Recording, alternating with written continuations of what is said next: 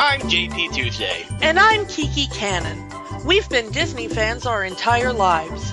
And now, as childless adults, we're undertaking a journey through the media that shaped our lives. Trying to find out if what made them special is still there. We are Rewatching the Magic. Hi, Kiki. Hi, Tuesday.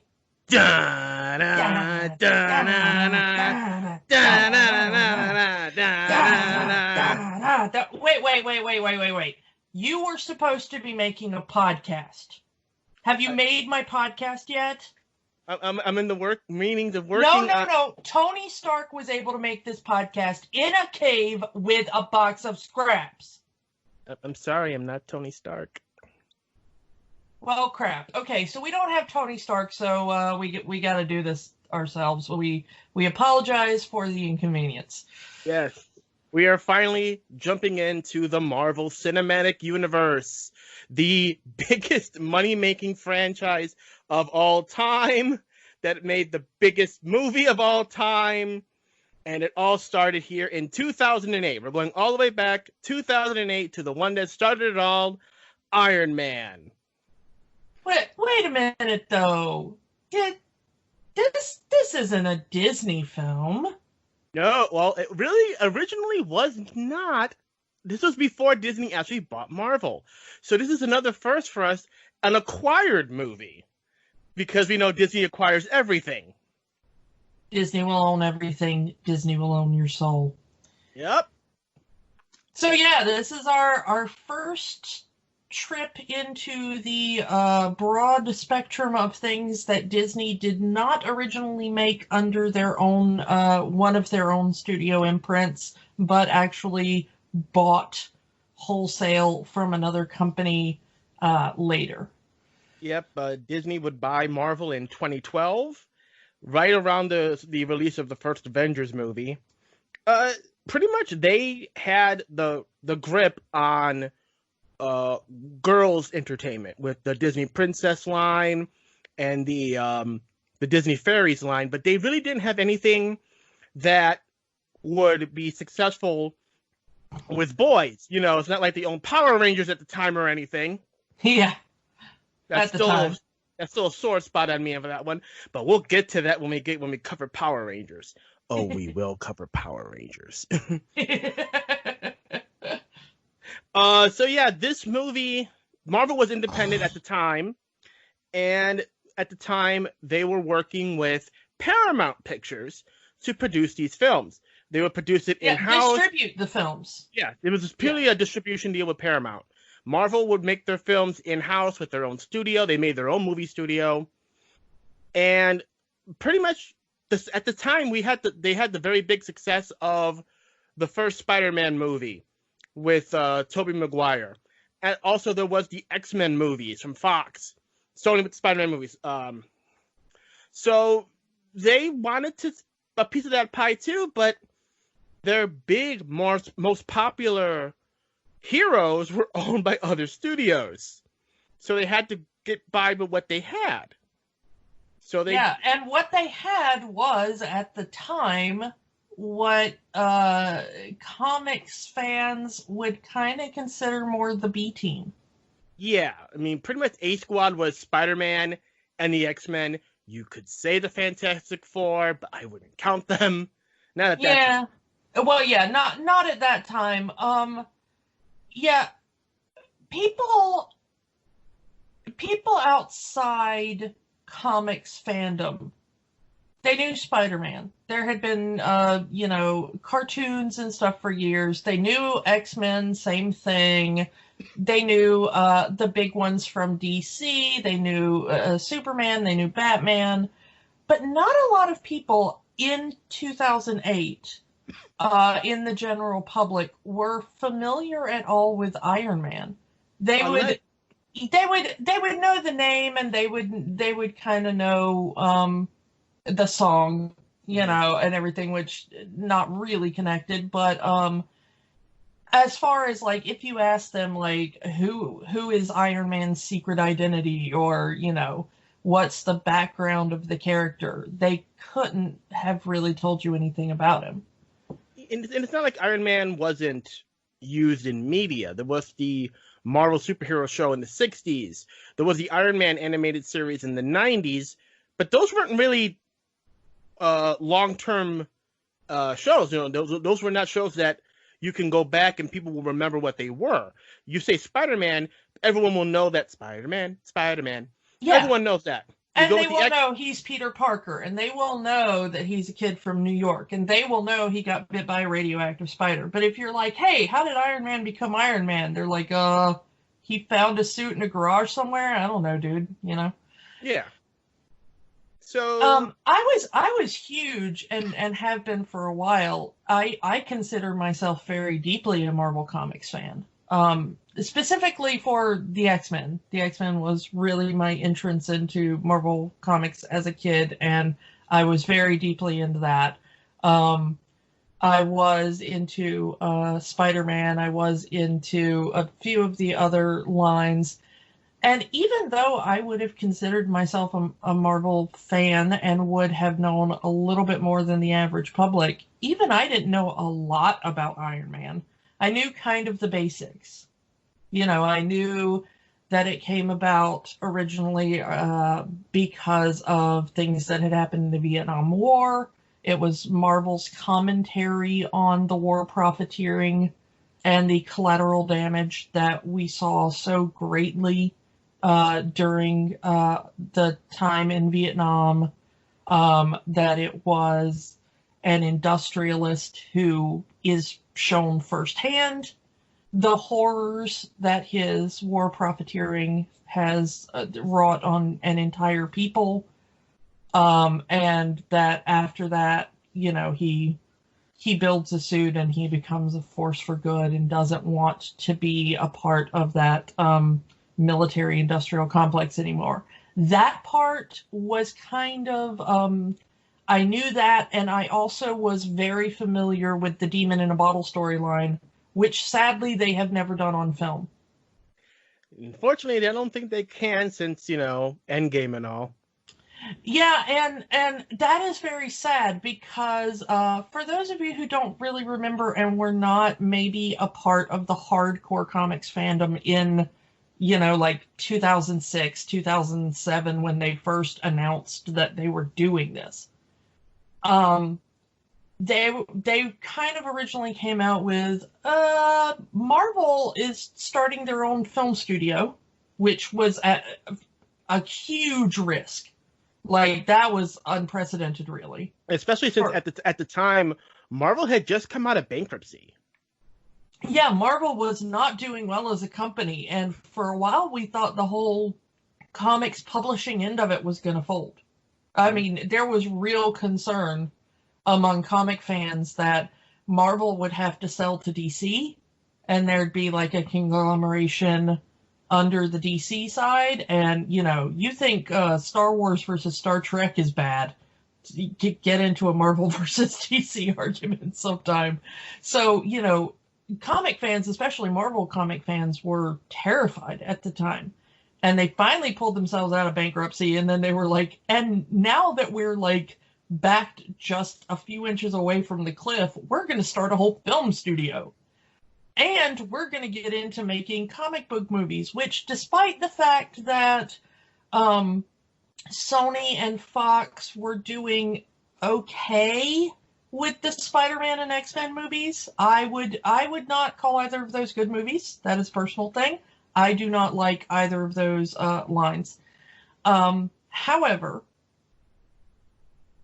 they were profitable, and there were people who liked them. But the idea of a comic company making its own movies was absolute insanity at the time. Mm-hmm. And the fact that they were starting with Iron Man, who was, to the general public, like a blip on the radar, if anything. Mostly an unknown. Yeah, almost entirely unknown. And the entire comics fandom was like, they have lost their minds. I've heard people say they should. I've heard people say, they should have started with Captain America. They should have done. I mean, there was a Hulk movie, but, you know, less said about Ang Lee's Hulk, the better. Yeah. So many other heroes that they had the rights to that they could have used before Iron Man.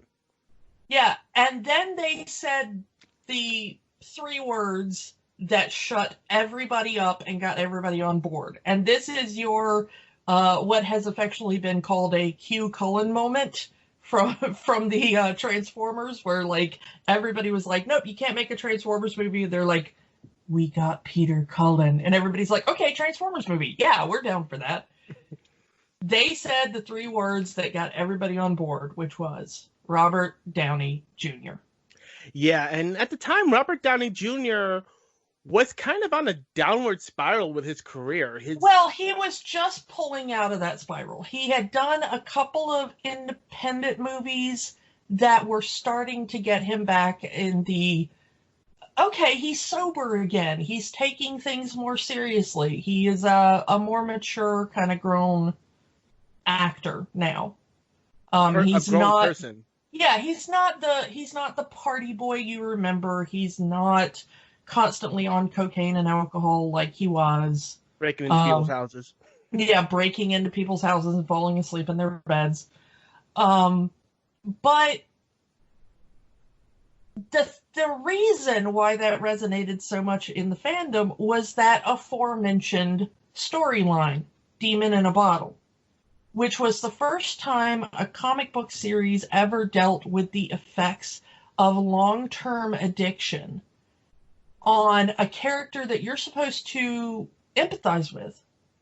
They had dealt with like drug PSAs before, where it was like, hey, we met this random junkie kid in the street, and then Spider-Man says, hey kid, you shouldn't do drugs. And there was, the little thing about, who was it? Like, one of the sidekicks of one of the Marvel heroes had a short, like 1 or 2 issue a thing where like he almost fell into drugs and then they were able to pull him out, and that was their like government approved PSA to get around the Comics Code ban on dealing with drugs. Mm-hmm. But to have a member of the Avengers have a multi-issue story arc of like absolute blackout drunk total fall into the void of alcoholism, and have the Avengers have to like stage an intervention and get him into rehab and all that kind of stuff. Which that is was perfect for Robert Downey Jr. It's a perfect reflection on his real life. Who had just been through all that, like, I don't know, 5 years before this movie was made, maybe? Yeah. And so that was the reason why the comic fans were like, if you have to have somebody portray the kind of playboy with substance abuse problems who is still somehow charismatic and you want to be around him and you could buy him as some form of superhero, there was nobody else to play that part except Robert Downey Jr. And the fact that his name was attached to it from the beginning was the only thing that rallied people behind it. I mean, there were other people in consideration for Iron Man, one of them being Tom Cruise. I don't know. Yeah. I remember those rumors and the like, well, they're thinking about people to do it. Nobody would have taken Tom Cruise seriously in this part. And Tom Cruise is a good actor, despite his kind of personal issues. Tom Cruise is actually a good actor, and I respect his acting talent. But he could not have played this part the way Robert Downey Jr. played this part. Agreed. Because you do get that, like, there is something to be said for the baggage that the audience carried into this film. We know what Robert Downey Jr. was. We had all of the, police mugshots. We had the perp walks. We had all of that in our brain. Yeah. And considering, go ahead. And when you're not supposed to really like Tony at the beginning of the movie, when you're supposed to consider him like a completely, screw up playboy. An a-hole. Yeah, an a-hole. We bought that because honestly, that was what the public thought of Robert Downey Jr. at the time. Mm-hmm. we remembered his like weird smarmy statements in court. You know, we remember his kind of strange things he said to the press. We remember that entire spiral. And it also signaled to the fandom, the really hardcore fandom, like, maybe we're gonna get the darker side of Iron Man. Maybe we're gonna get that, like, PTSD demon in a bottle thing. We didn't entirely in the way we would have liked. They went more into that in Iron Man 2. They did. But not as deeply as a lot of people wanted it. Not as deeply as I would have liked. But it did show that Marvel wanted to treat this with some sort of gravitas. And it's been a big, and it's still currently the big thing to debate in comic movies. How seriously do you take your comic movie? Yeah. As much as the Sony and Fox films prior to this did sort of take it a little more seriously. But it was a little too much, because they were almost ashamed to call them superhero movies. I mean, the X-Men are all dressed in black leather as opposed to their colorful costumes from the comic Well, books. would you have wanted yellow spandex? Yeah. Yes, actually, yes, we wanted yellow spandex. That is exactly what we wanted. Hush. Yeah, I absolutely hated that. But they went a little too goofy with it. And then by the time you get to something like Dark Knight, which is what, like a year or two after this, I think? About a year after. Yeah. Oh, no, same release year. Okay. Okay. No. I mean, well, but it started a couple of years before with Batman Begins, of course. But everybody thinks of Dark Knight as like the seminal in that series, which it is. But you know, we had just gotten the Batman one, and it was coming off of, you know, Tim Burton in the 80s gets a hold of Batman, and he completely goes the Frank Miller route with it. Like, it is dark, it is gritty, I have a weird voice. You know, it's like, and then in 2005, Nolan does the same thing, but more. Like, we'll see, Tim Burton's problem was there were still comic book elements in his comic book film, and we want to make sure that there are none of those. And there is something weird about that dichotomy. I like the Nolan Batman films, I really do. But there is something weird about doing this, like, overly gritty realism and then dropping a dude in a cape in the middle of that. Yeah. There's a really weird, almost uncanny valley kind of thing it does to your brain where you're like, are they even going to mention how weird it is to have a dude dressed like a bat just wandering through this, like, ultra-realistic, gritty world? But if you're not going to have him in the suit, why even call the movie Batman? Yeah. But at the same time, you had the Spider-Man films and the X-Men films where it's like, they went a little too overboard with the, you know, like, yes, we know this is goofy. We're going to call attention to how goofy it is at every single point we can. Mm-hmm. Which isn't grounded enough.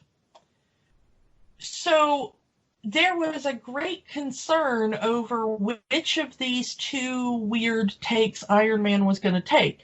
Casting somebody like Robert Downey Jr. suggested, even though he is a great comedic actor and was even before his downward spiral. I mean, he has always had comedic chops. You couldn't really see the Robert Downey Jr. of 2008 signing on for something goofy.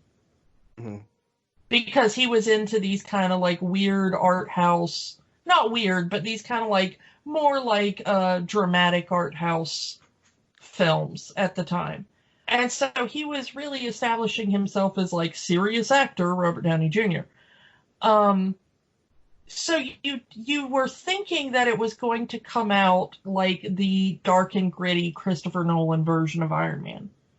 And then that trailer hit. Yep, I remember that, and I'm like, I'm on board for this. This is Yeah, cool. the second the entire world saw that trailer, I think the whole world kind of came together in this beautiful unity of like, yes, this is a thing we want to see. This looks absolutely incredible. Because it was bright and colorful, which is, I mean, the Marvel movies have a very specific look. And it started with Iron Man. I mean, but at the time, it didn't look like either extreme that we had gotten used to with comic book movies.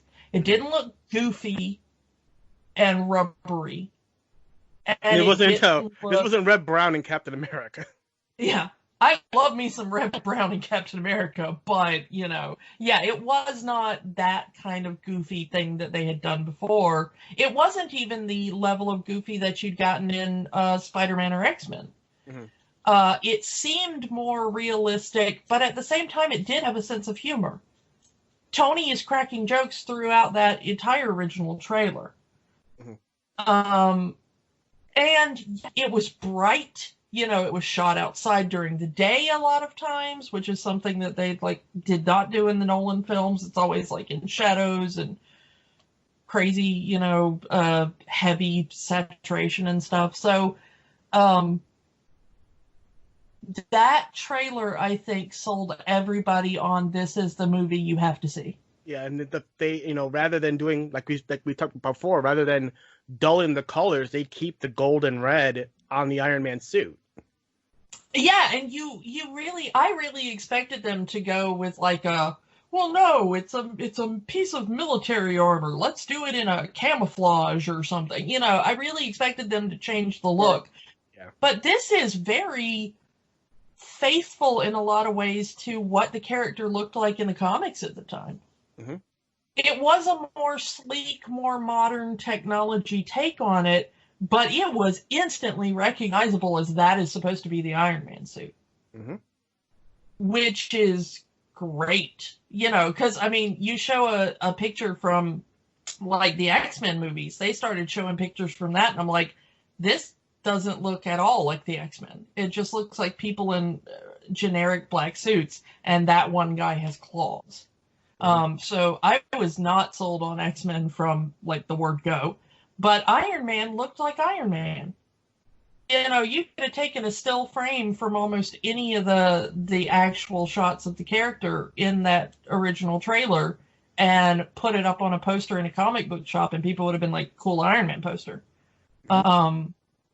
So yeah, that trailer was really make or break time for Marvel Studios as an emerging entity, because everybody was on pins and needles waiting for that thing to drop.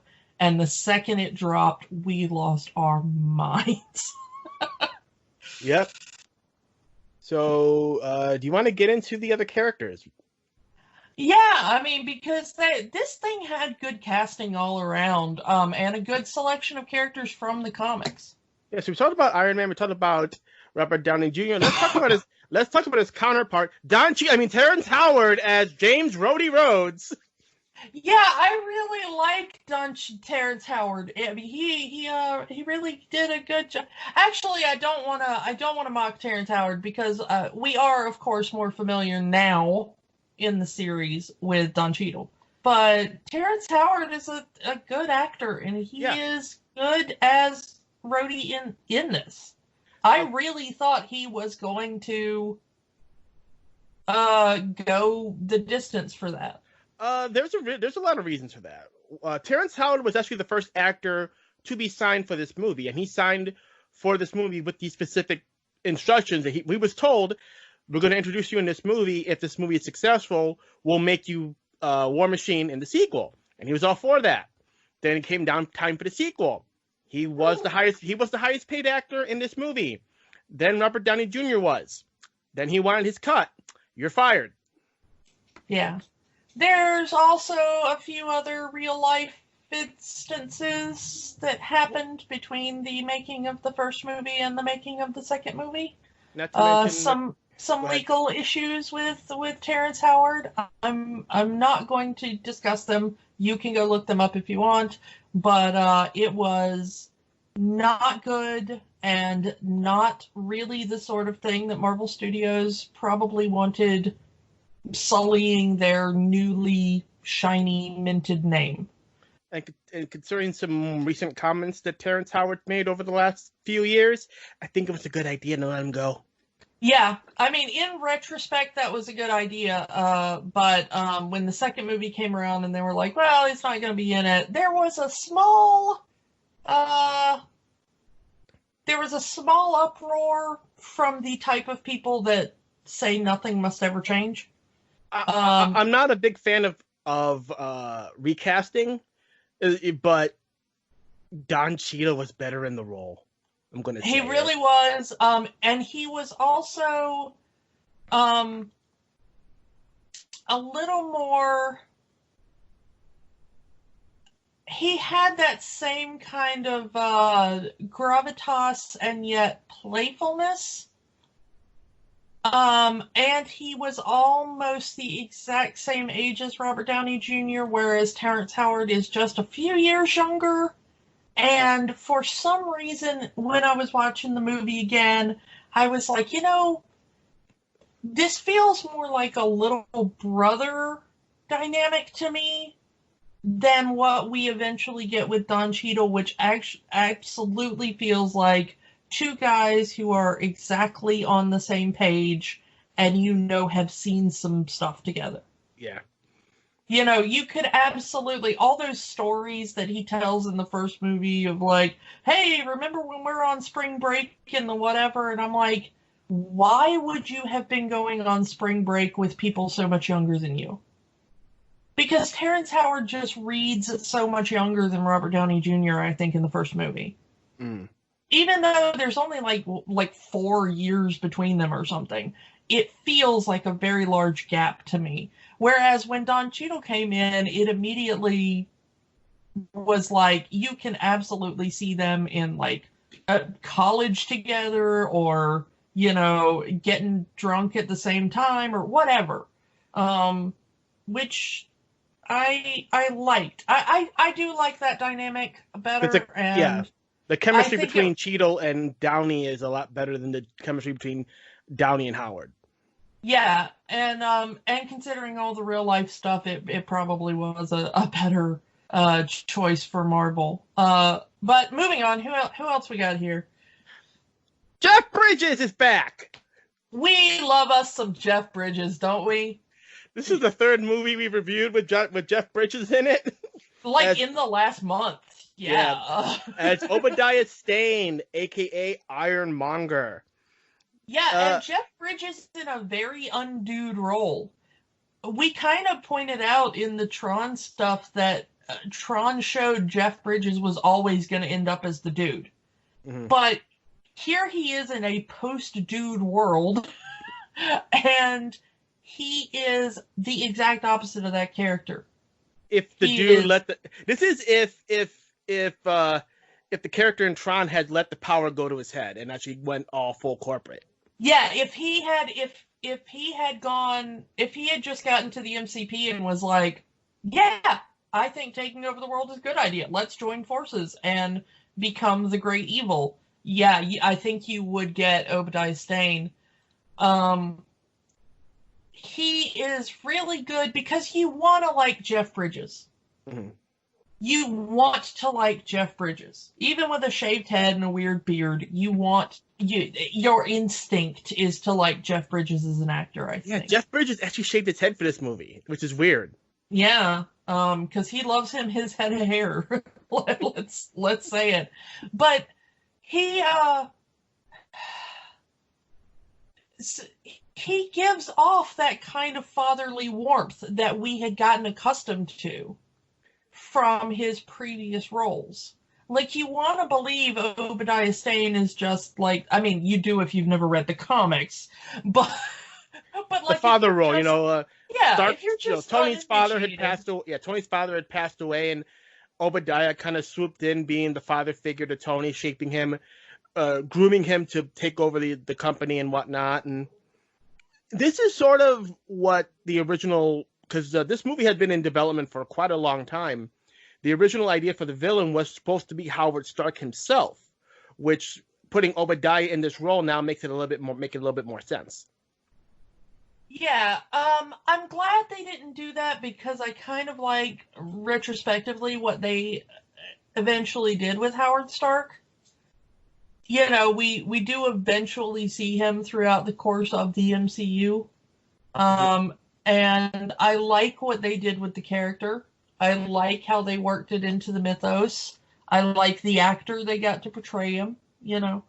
But you've got to, I think the one thing, just before we kind of continue with characters, we mentioned it a little bit with Terrence Howard. Marvel was selling an amazing bag of goods here to the actors.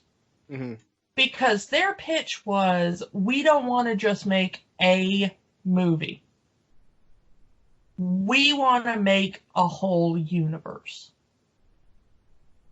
And honestly, they bring it up. I mean, right there at the end with Nick Fury, you've stepped into a larger universe. They were already telling people, if there's more. You go see this first movie, we've got 20 more planned behind it. We're ready to go. All you've got to do is just give us the money and show us you're interested. And for a film studio to just create a property out of almost nothing, I mean, comic book movies did not have a good record in 2008. You had like 3 that had done well. And a lot that didn't. And dozens, For every failed. Dark Knight and X-Men and Spider-Man, you get Ghost Rider. Or even kind of the goofiness of Blade. You know, we like it now looking back, but at the time it was a joke. Yeah, it's nostalgia. At the time it was a joke. Most of them were. Spawn tried it, and good grief, that's still a monstrosity. You know, even things like The Crow, again, cult hit, but at the time, nothing, you know? And even those were like the more darker, gritty, more realistic in some respects, especially with The Crow. But, you know, they're going to these actors and they're telling people like Robert Downey Jr. and Terrence Howard, you're not signing on for one movie. If this thing makes any profit at all, you're signing on for like 10. Yeah. With an option to renew. You know, telling him, you know, telling Terrence Howard, come be the kind of sidekick in this film and you'll get your own superhero in the next film. There was even rumors of a War Machine movie with Terrence Howard at the time. Yeah. I mean, you know, at the very least, he's going to be the second banana in a much larger role in the next film. But at most, he gets his own series. Yeah. So for the actors to step out on a limb like that and kind of agree to attach themselves to this unknown thing was, you know, a huge move. Jeff Bridges not so much because he was only in it for the one movie. You know, he gets the easy part. But if you're somebody like Robert Downey Jr. or, you know, Gwyneth Paltrow, who we'll get to in a second, you know, these are already big name people who are suddenly hitching themselves to a complete unknown thing. Yeah. Speaking of which, let's go to Gwyneth Paltrow. Gwyneth Paltrow as Virginia. Pepper Potts. A lot of people don't know her name is Virginia. Yeah, you gotta be that comic book fan. Why is she called Pepper? Because she has freckles, and Tony was teasing her about it. That's why she's called Pepper. And because every Marvel character has to have a weird either pun or alliterative name. Really. Yeah. So Gwyneth Paltrow at the time was, again, Shakespeare in Love and all that. Oscar winner. Oscar winner. I mean, yeah, Oscar winner. Nowadays, you think Gwyneth Paltrow, she's doing homeopathic medicines and making candles that smell like certain parts of her body. But at the time, she was a star. She was a top level She was star. probably the biggest name to be attached to this at the time. Yeah. Like, as far as box office draw, she was probably the biggest one. And for her to take, like, a side role, like Pepper Potts, which The love even in the interest. comics, Yeah. even in the comics, Pepper Potts is, like, the girlfriend for most of the comic run. So, yeah, I mean, again, a huge gamble on her part as, Oscar winner Gwyneth Paltrow at the height of her career to be like, yeah, I'll take a side role to a guy whose career was just pulling out of a tailspin. Mm-hmm. So again, it's really impressive that they were able to sell all these names on a really bizarre concept here, at least by Hollywood standards at the time. An unknown.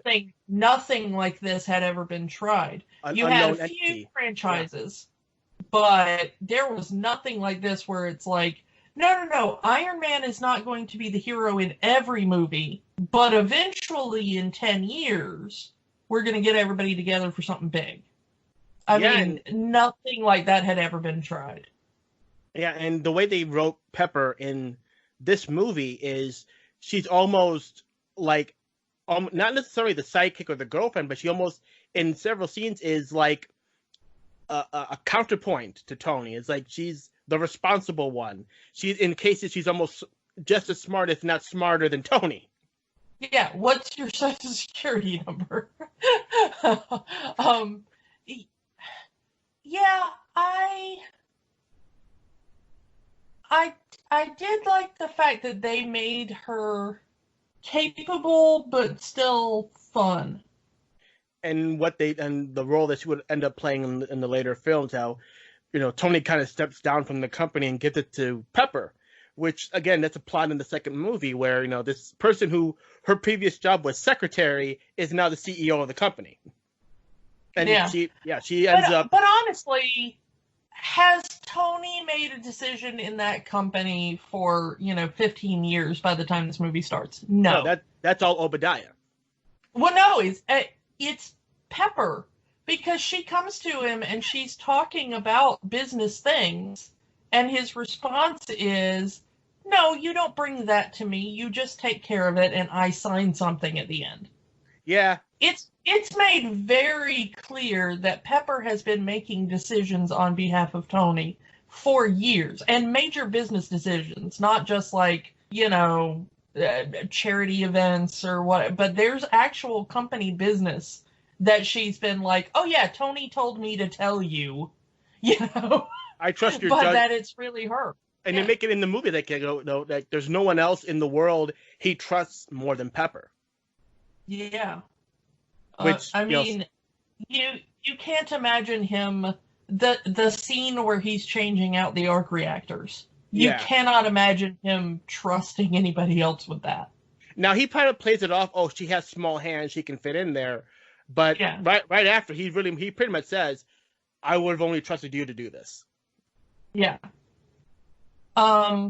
So let's talk about a couple of the people who are kind of in the background of this one and eventually become huge in the future. One of them being Jon Favreau as Happy Hogan, the director of this movie. Yeah. And Jon Favreau as the director of this film was another huge gamble on the part of Marvel.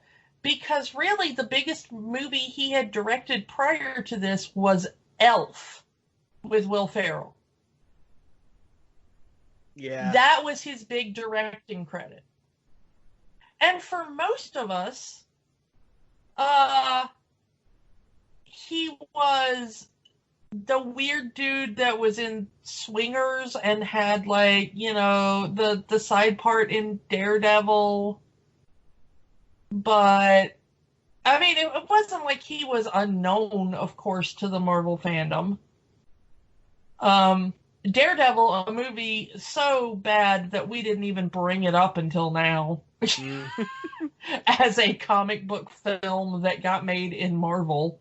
I only recognize the Netflix series until they do something else with the character. Yeah, true. But, you know, it's so weird that to think that they're like, who should we get to pin all of our hopes and dreams for our new studio on? Oh, yeah, the guy who directed Elf. Yeah. But and I'm not even saying Elf is a bad movie. But when you look at... That's a comedy. This is supposed to be an action movie. Yeah, I mean, and the timing and the sense of cinematography and editing and scope that you have to apply to an action film, even a comedic action film like this one is, and what you do with a film like Elf, which is very much like a comedy with some slapstick bits in it, are so different skill sets that it's not even close, you know? The good thing is, though, is that he did have a bit of a sense with the kind of, at least, he also helped write Swingers, which was a huge cult classic and kind of very formative to me in the 90s when I saw it. It was one of those kind of independent films that a certain type of like weird film nut like I was kind of, you know, you're standing around in the video store and people are like, hey, have you seen this one? You know, it's really indie and really cool and not everybody gets it, you know, like, yeah, one of those. But the kind of dialogue flow in Swingers is very similar to what the writers of Iron Man did. Mm-hmm. It's that kind of witty repartee that we kind of expect now in Marvel films, but was not really a thing in comic book films. Yeah. You know, even in the early Spider-Man movies, Spider-Man was known in the comics for his witty comebacks, and it just does not come across in those films. Yeah, you know. I mean, I'm, you know, all love to Tobey Maguire, but that does not come off as the witty, fast-talking Spider-Man from the comic books. The only time it ever does is when he's fighting Macho Man Randy Savage. And that's not, and that's one scene. And honestly, I think most of that is because Macho Man is a really good foil for stuff like that. He'd had decades of playing that character. Mm-hmm. So yeah, Jon Favreau, another one where you're like, you're gonna let that guy direct. But, you know, both his directing style, I mean, that shaped early Marvel. Yeah. What he did in Iron Man absolutely set the tone for the rest of the MCU. Pretty much. To the point that most of the directors are copying his style at this point. A lot of the movies do have, you know, a special thanks to Jon Favreau during the credits because of that. Yeah. And I mean, and then Taika Waititi goes off and does whatever he's doing. But most of them, yeah. Most of them, you know, even to a bit, you know, by the time you get to the Avengers and you've got Joss Whedon at the helm, he's still playing into a style Jon Favreau set up. Mm-hmm. Just kind of on a grander scale. You know, what if that, but more? Which is kind of Joss Whedon's wheelhouse there. Of like, what if this thing, but more? Yeah. So Jon Favreau, and he puts himself in, because he was primarily known as an actor to this point, he puts himself in this, like, tiny little no-account, he's Happy Hogan, he's a driver. He's a driver, you know, I mean, yeah, he's known a little bit more now, but, like, at the time, it's just like, oh, that guy. Yeah. You know? Happy Hogan was not a big role at least in this first film. Yeah. And now, you know, you get to something like, you know, Spider-Man Homecoming, yeah, or Spider-Man Far From Home, and Happy Hogan is like one of the central characters. Yeah, it's amazing. And possibly Uncle having step uncle. yeah, possibly having some fun with super hot Aunt May. So yeah, we also get the introduction of a couple of other characters that become huge later on, and I want to talk about three more actors I want to talk about. Let's get to them in the order of how big their names are. So the first one, let's go with Paul Bettany as Jarvis, and he would later go on to play Vision in the other movies. Yeah, but I will always remember him with fondness as Naked Chaucer. That's honestly what I knew Paul Bettany from. I'm not even gonna lie. I had seen him in a bunch of stuff, but A Knight's Tale and Naked Chaucer, that's where I knew him from. Yeah. Yeah. This is definitely different than the Jarvis in the comic, because Jarvis in the comic was just a straight up butler. And the Jarvis in this movie is a sentient AI that kind of runs Tony's house for him, and later his suits. And at the time, this is at least what I have heard, and this may be apocryphal, I do not know, but I did hear Paul Bettany talking about it, so at the very least, if this is a lie, he's the one telling it. At the time, for the comic book fans, we just thought Jarvis was a fun play on the old Alfred the Butler thing and the Jarvis from the comics. You know, it's like, he's the old guy butler, you know. But put into AI. And we thought at the time that Paul Bettany's voice was just going to be it. He's going to voice this AI character in the background of the movies, and that's going to be it. Paul Bettany, however, says that one of the things they got him roped into the part using was the idea that eventually this character was going to evolve into the Vision.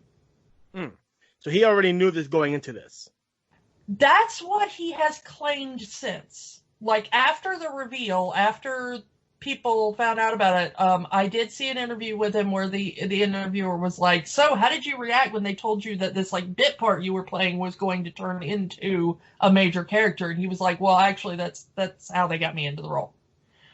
That may be like him retconning his own thing to make it sound like he knew, you know, more than he did, but I don't really know why he'd lie about that. It doesn't really seem his style. So I do think that probably turning Jarvis into Vision later, using him as the basis for Vision, was already in their in the back of their minds. If we get that far.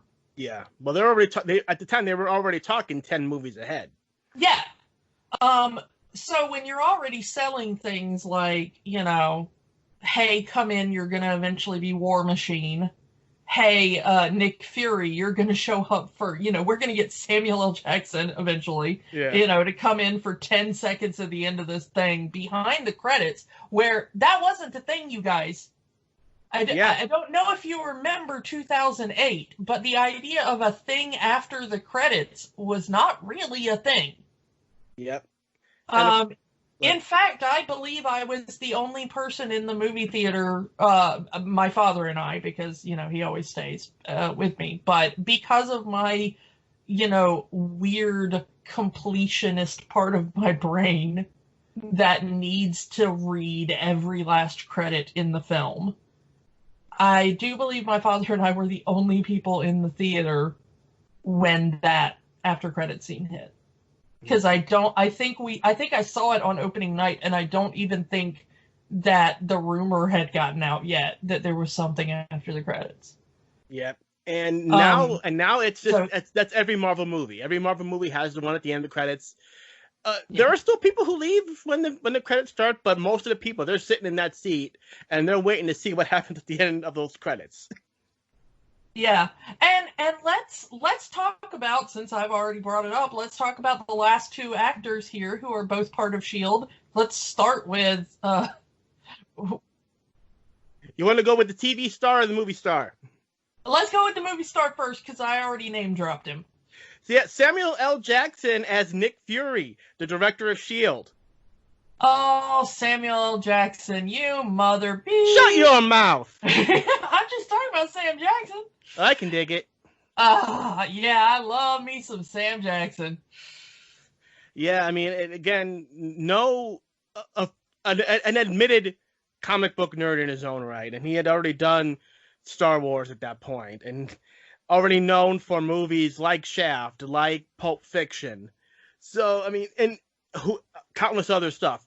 Sam Jackson will do anything, talking about, monkey-loving planes and his money-defying plane. Okay, if you want to know what type of person Samuel L. Jackson is, I need to tell this story real quick. Okay. Go ahead. Snakes on a Plane arrived as a script on his desk titled Snakes on a Plane. And he went, you mother beep, I'm in. Okay?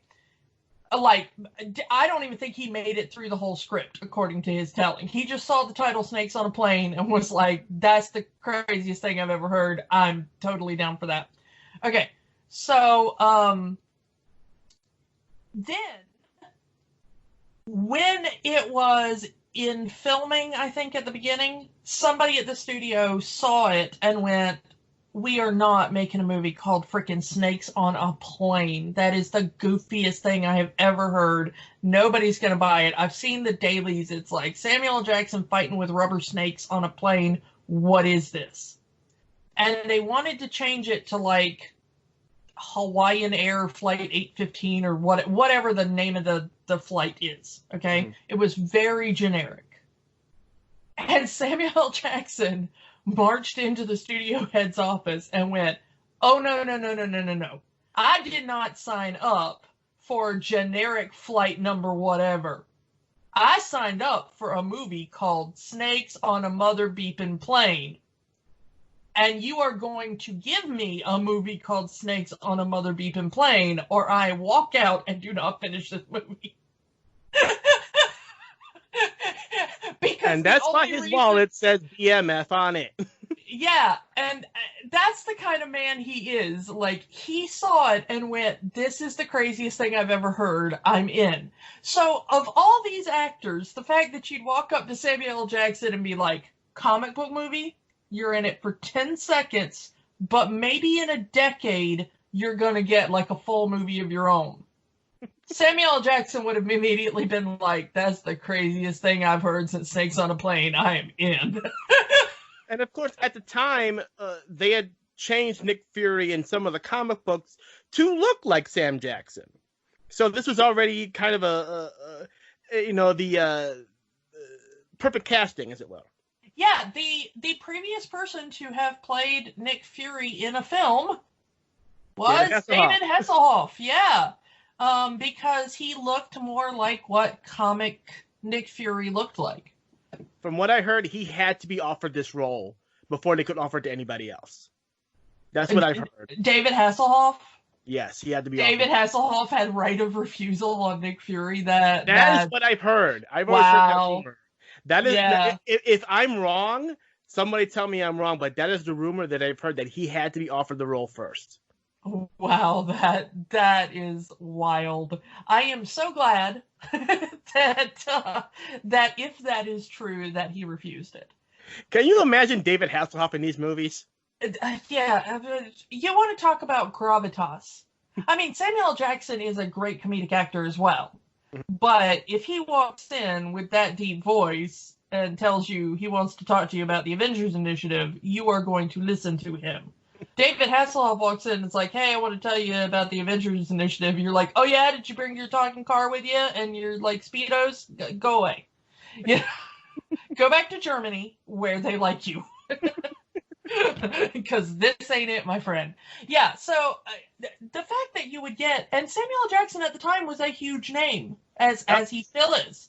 You know, I mean, he'd already broken through and become maybe the second biggest name after Gwyneth Paltrow attached to this film. Again, he's only in the movie for not even a minute. Yeah, I mean, that first sequence, you're remembering that talk between Tony Stark and Nick Fury at the end of the credits as much longer than it is in reality. I guarantee you. And it's a bigger part of the movie. Yeah. I mean, that really is like 20 seconds of him going, I want to talk to you about the Avengers Initiative. And that's it. Like, that's all you get. So, yeah, the fact that he would come into this doesn't surprise me knowing what I know about him, but it surprised a lot of people at the time. Like, really, he's going to come in for that? There has to be more to this. And there would eventually be more to it, but, no. Let's talk about the big star to come out of this, the best part of this movie, and the person who absolutely probably did not believe this was going to go anywhere beyond this one part. Clark Gregg as Agent Phil Coulson. Yes, my love. Oh, Phil Coulson is absolutely the best thing in the MCU, and I will fight anybody who says so at a 6-foot distance with a javelin, because no.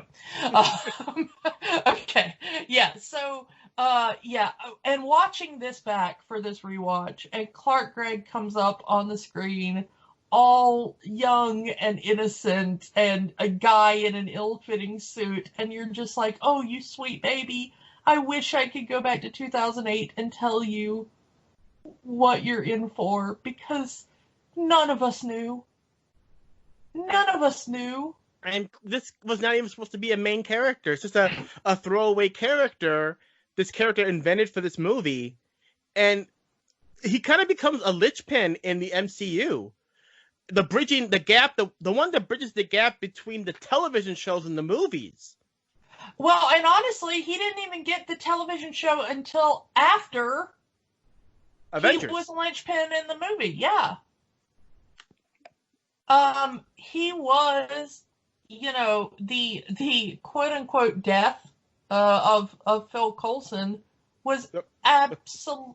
The first death. Yeah, the first death of Phil Coulson was absolutely the emotional core that brought of the Avengers together. Yeah. He's there, in Iron Man 2. He's there in Thor. Reporting with the hammer. He shows up in Thor, guarding the hammer. Yeah. And by the time you see him in the Avengers, he's already a known entity. Yeah. And of course, they spin him off into the Agents of S.H.I.E.L.D. show.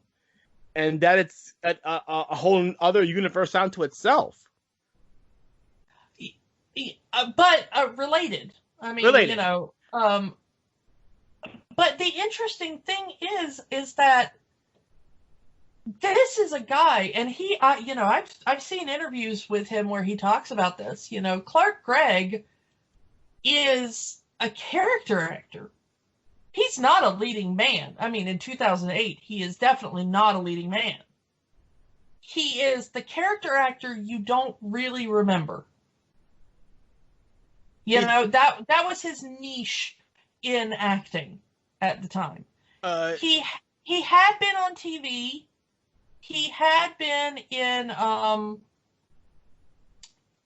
New Adventures of Old Christine at the time, which was a TV show that was running at the time, where he was opposite Julia Louis-Dreyfus. Mm-hmm. But even then, he was like her ex-husband that showed up now and then. Mm-hmm. He had done a couple of guest spots in like West Wing and Will and Grace, and so if you watched a lot of TV in the late 90s and early 2000s, you would remember him as, oh, that guy. Yeah. But he was not a person, and I am an absolute connoisseur of, oh, hey, that guy, actors, I mean, most of my favorite actors are people who are not household names. Even I had no idea who Clark Gregg was, other than when I saw him in the movie, I went like, oh yeah, it's that TV guy. Okay. And I did not take any notice of Coulson in this first film at the time. Yeah. He was a throwaway. Yeah. He was just there to make sure that Obadiah Stane does not kill Pepper Potts in the office. That was his entire point in this movie. He needs to be a guy who's just there to set up the idea of S.H.I.E.L.D. that Nick Fury will later, kind of punch home at the end of the film. Yep. And he needs to be another warm body in the room so that Obadiah Stane can't kill Pepper Potts in the office. And what that character would evolve into. Like we said, he was the linchpin of phase 1 of the MCU. And partially in phase 2. I mean, by the time you get to Captain Marvel, yeah, thank God, he's like 90% of that movie. Yeah. De-aged. De-aged back to the 80s. Yeah, him and Sam Jackson. Yeah. And then if you'd have told Clark Gregg in 2008, like, hey, this 15 minutes of screen time is going to get you a TV show in 10 years. Not even 10 years, like you're what? You're going to be playing 2012, 2013. You're going to be playing this character for roughly 15 years. Yeah, easily. And honestly, with the de-aging thing now, is there any end to what they can put him in? Honestly, if they decide to do like a Fantastic Four movie in the 80s, you can easily put Phil Coulson in there. Yeah. I mean, seriously, pretty much, I think we set up that he joins S.H.I.E.L.D. in the 80s, but honestly, he's probably at the S.H.I.E.L.D. training in the 70s. Probably. Or perhaps he had like a military career before then. There's still a lot about Coulson's backstory we don't entirely know. Yeah, prior to his run at S.H.I.E.L.D., we don't know what he did beforehand. Yeah, so there's a little wiggle room of a good probably decade or more of his life where he is an adult that we haven't filled in, that they could just drop him into things if they said it in the 70s or 80s. Yeah, you're the campaigning for the Phil Coulson movie. Oh my God, I would die for a Phil Coulson movie. Oh, yes. Here's the thing. Clark Gregg just showed up for a couple of episode run on The Connors, the Roseanne spinoff show that's on now. Mm-hmm. And I was the happiest person on earth. Like, when he showed up, I didn't know he was going to be in the show. When he showed up, I lost my mind. I was just bouncing through my living room being like, it's Clark Gregg! It's Clark Gregg! And he absolutely was back in one of his, like, pre-MCU roles of like, oh, hey, that guy. Like, he's not a major part of the show. He is basically just a character actor that comes in and then leaves, but it's so great because you're like, it's Clark Gregg and he is my favorite thing in the entire world right now. Yes. So yeah, so many of these characters would become so much of a big part of the MCU even now, going into, who knows, maybe Clark Gregg will make a cameo in the Black Widow movie whenever that comes out. That is absolutely, I mean, maybe December now, but that is absolutely possible, because it is Black Widow's, origin story. It is in the past somewhat. Yeah, within the last 10 years, as far as I'm aware. Yeah, and so for him to show up in that would totally make sense. Mm-hmm. But I mean, we may get into Agents of S.H.I.E.L.D. later. I mean, that is also a Disney property and owned and aired on ABC and stuff. And I'd love to get into that, but the idea, of this character being pulled out of obscurity, basically. Because here's a hint: when you saw him in Iron Man 2, did you even really remember him? Sort of. Like, he was the guy. Oh, we're S.H.I.E.L.D. now. He's the guy that kind of shortened that big long name down to we're S.H.I.E.L.D. Yeah, 2 years later, you were like, oh, they brought that guy back? That guy back. That guy's not important, you know. Little did we know. And then when he shows up in Thor a year later, and you're like, wait, is that guy really gonna be like a thing? Yeah. And then he shows up in the Avengers, and you're like, oh, that guy is definitely a thing. And then he gets Jossed, and you're like, no! Joss Whedon got a Joss Whedon. Joss Whedon got a Joss Whedon. Yeah, I dare you to stop Joss Whedon from Joss Whedoning. No, please. I don't dare you. I beg you. Please stop Joss Whedon from Joss Whedoning. If there is a good character in your film or TV series, Joss Whedon will murder them repeatedly in front of you while he makes you watch and laughs. Yes. Please stop doing that. So I absolutely, I don't mean to keep harping on it, but I'm gonna, because it's my show and you're not gonna stop me. Phil Coulson is absolutely the greatest thing to come out of this whole thing. I love everything about him, and I love Clark Gregg, who, from all accounts, is such a sweetie. I've always heard good things about the guy, even from the co-stars on the show. You know, he gets to make out with Ming-Na on a weekly basis on the show. Everybody wants to do that, you know? Like, That's true, just come on. Here's the thing, though. There was a series of Marvel one-shots. Yes, I did want to talk about that. I want to talk about these because this is when we finally knew that Phil Coulson is absolutely going to be a thing. And it was between roughly Iron Man 2 and Thor, I think, was when these came out. One was after Incredible Hulk and Iron Man 2, which was there was two. There was The Consultant and A Funny Thing Happened on the Way to Thor's Hammer.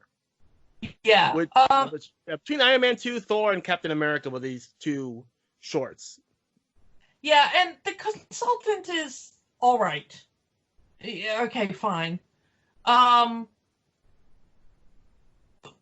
you know, The Incredible Hulk did not really do as well as they had hoped. I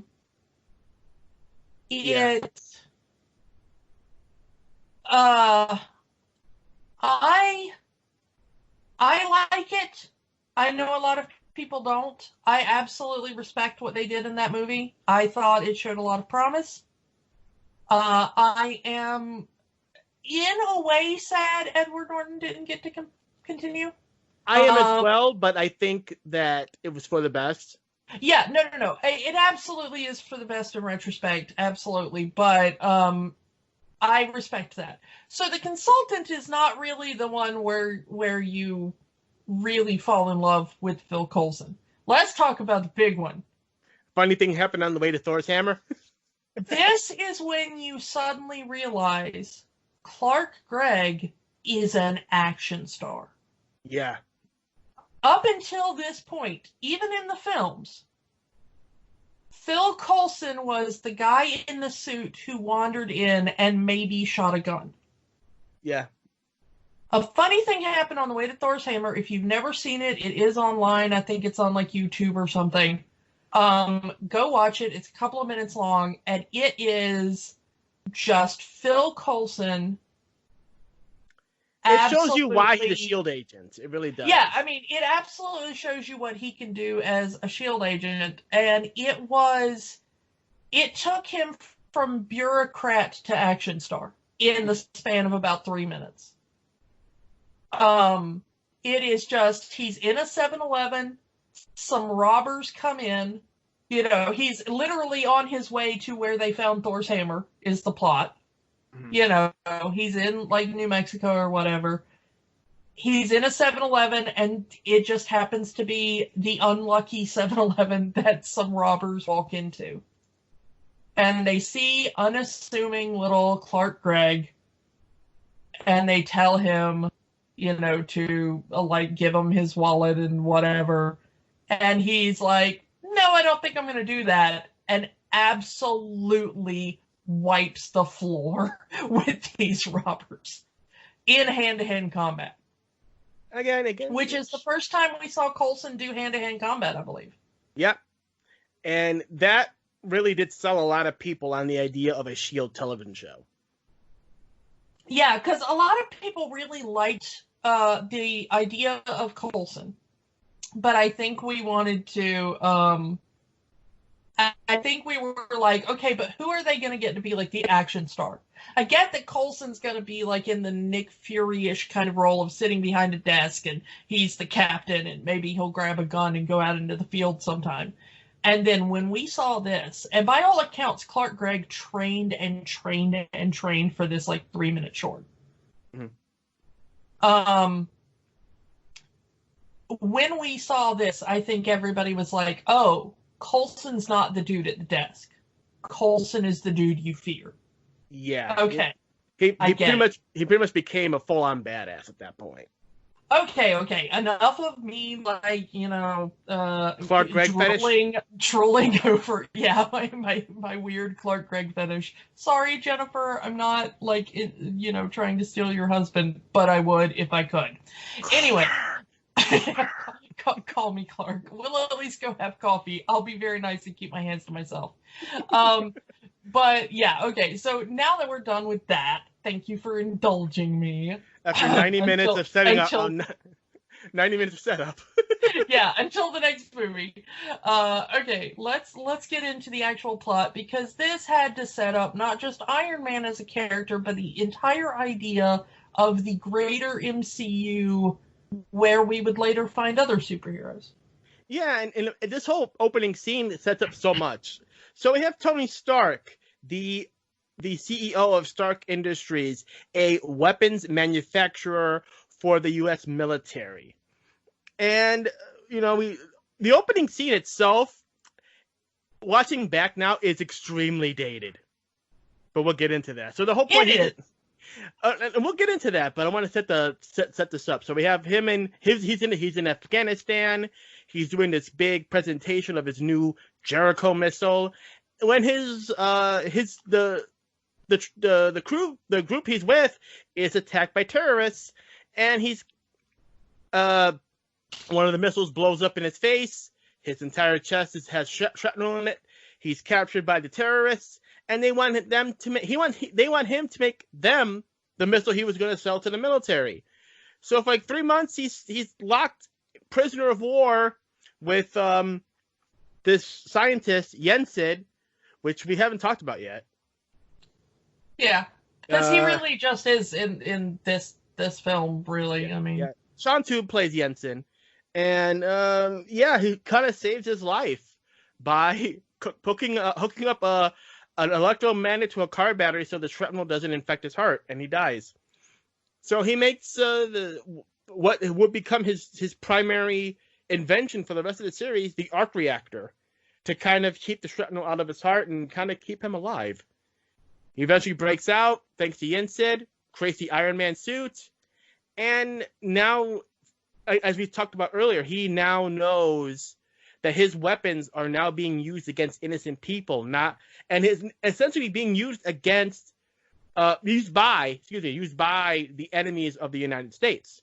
Which they kind of set this up in towards the beginning of the movie here, that he is a hardcore American. So having America's enemies have the weapons that he's been supplying to the U.S. military kind of gets on his nerves.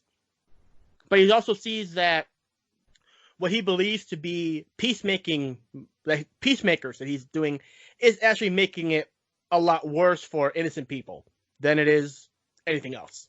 And he wants to stop when he finally escapes. He shuts it down. He shuts down the weapons manufacturing company. He wants to put more focus into the arc reactor. Try to benefit mankind instead of creating ways to destroy it. which Obadiah Stane doesn't like originally because they're a weapons company. Your father made the atomic bomb. We found out what more his father does later in the films. Like your father would want us to continue doing what we do. Even Rhodey is disappointed in him, saying, get your head in the game. You're a military company. Make stuff for the military. And eventually he makes the Iron Man suit for himself. And one of the first things he does is goes back to Afghanistan and destroys the weapons that the terrorists have. Which, not the best move to do, but considering he's one of those guys that, why are we waiting around for bureaucracy and all of this Garjon or whatever it is talking about it. Let's just go and do it. And he does it because he's not part of any military. And he almost gets killed for it. But hey, what can you do? Yeah. Yeah. Yeah, I kind of want to say that I like how much, before we get into what he eventually does with the technology. Yeah. I like how much of the character was modernized, of course, but very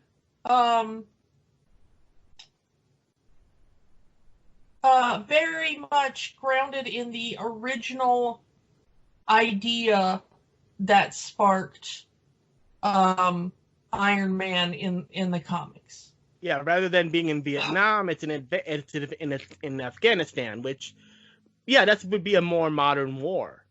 And he's still a playboy. He still kind of doesn't really think about anyone other than himself until he, like you said earlier, sees it firsthand what's going on. Then he kind of wakes up and decides to become a better person.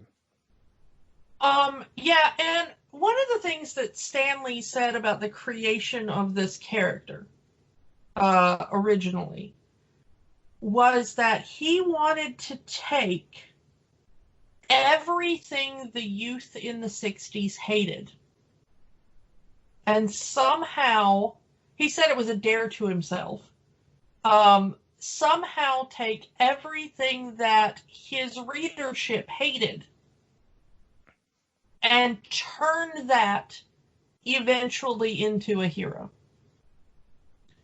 So what did the youth of the 60s hate? The war. They hated the war, but they also hated capitalism. They did. I mean, in a lot of ways. When Stain says in this film, oh, we just created the arc reactor so the hippies would shut up. Yeah, these were the hippies that Stanley was writing for when he created the character. Yeah. There was that big undercurrent of the idea of the military-industrial complex and what it was doing to the youth of America. The youth at the time who were terrified of getting drafted into the war, of seeing their brothers and fathers and uncles and friends die in a cause that a lot, at least the youth of the country, had started to turn against. Yeah, and you look at it today, the more things change, the more things stay the same. Yeah, which is exactly where we were at in 2008 in the war in Afghanistan. Right after 9/11, I think a lot of people of all ages were very much, suit up and get in the saddle and get over there and get us some terrorists. Mm-hmm. But by 2008, we were going, we've been here for a while. Yep. And we're hearing some things we don't like. And a whole bunch of people are seeming to get really rich over the fact that we're not leaving. Yep. And it was primarily the younger demographic and the demographic that the MCU was going to be targeting.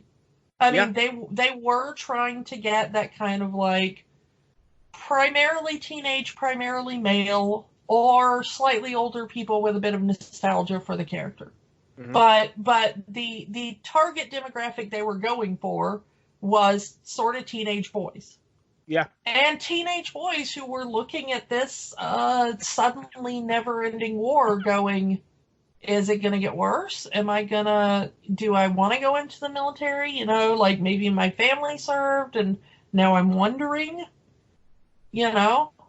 Um, so it was a almost precise parallel of what was going on when the character was created.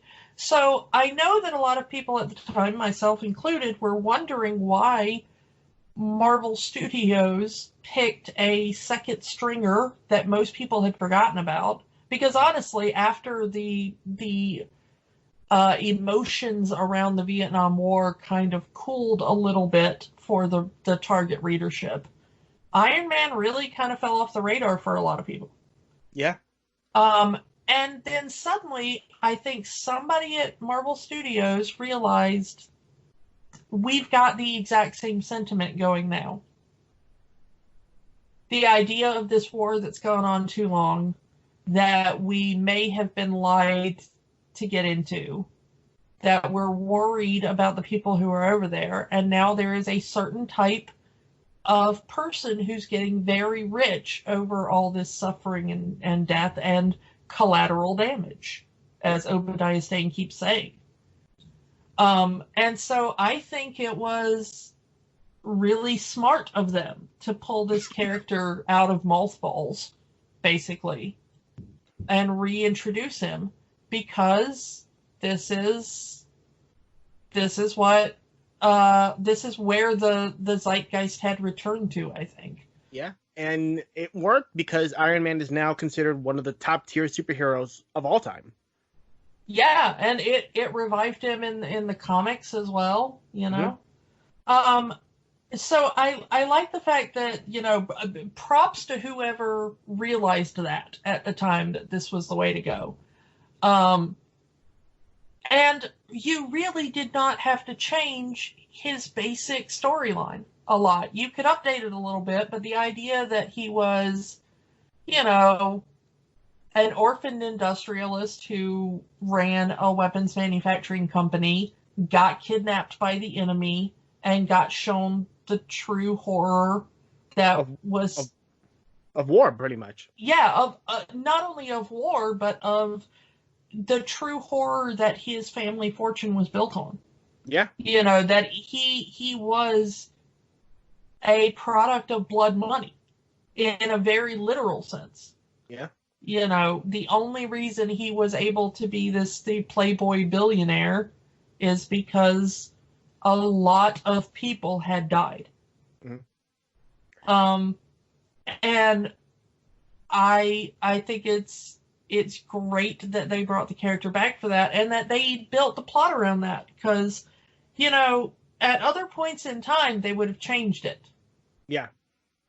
They would have backed off the tenseness of this. The only thing I'm going to fault them for is a thing I have to fault all of Hollywood for. This is not just the Iron Man movies. If you want to show U.S. military technology in a film, you know, props and stuff like that, you know, have those fighter planes in the background and things. Mm-hmm. You have to run your script by the Pentagon. And the Pentagon has to sign off on whether or not they think your script portrays the American military in a light they deem pleasing. Well, that's also to get permission to use that. And then you get extra funding for your film from the military. Oh, yeah. You get tax incentives. You get to use, you know, military personnel as props in the back of your film. You know, there's a lot of reasons why almost every Hollywood film that ever has to deal with anything related to the military, they have to go through this. But the Pentagon does get to say yes or no based on what they find in your script. So if I have one problem with this, is that in a comic sense, they were able to question, I think, the role of the military in Vietnam a little more. Mm-hmm. In a film sense, we never once questioned a single decision by the American military. The problem is that the big bombs ended up in the wrong hands. Yeah, that's the whole point. That was Tony, and even they say that Tony even said that he doesn't want any of his weapons getting in the wrong hands. It's not that the U.S. was doing this, that, and the other. It was just that as long as the U.S. is doing it, it's okay. There's never a discussion of collateral damage that America may have caused. Although it's kind of suggested. There is a suggestion that that his good buddy there in the cave that saves his life, when he's talking to Yinsen. Yinsen already says, or at least, when he's dying, he says his family's already dead. His village had been destroyed already. And we get the feeling that his village probably wasn't destroyed by the Ten Rings. No, I wouldn't doubt that. Yeah, but they can't be specific. It's left ambiguous in the actual film. But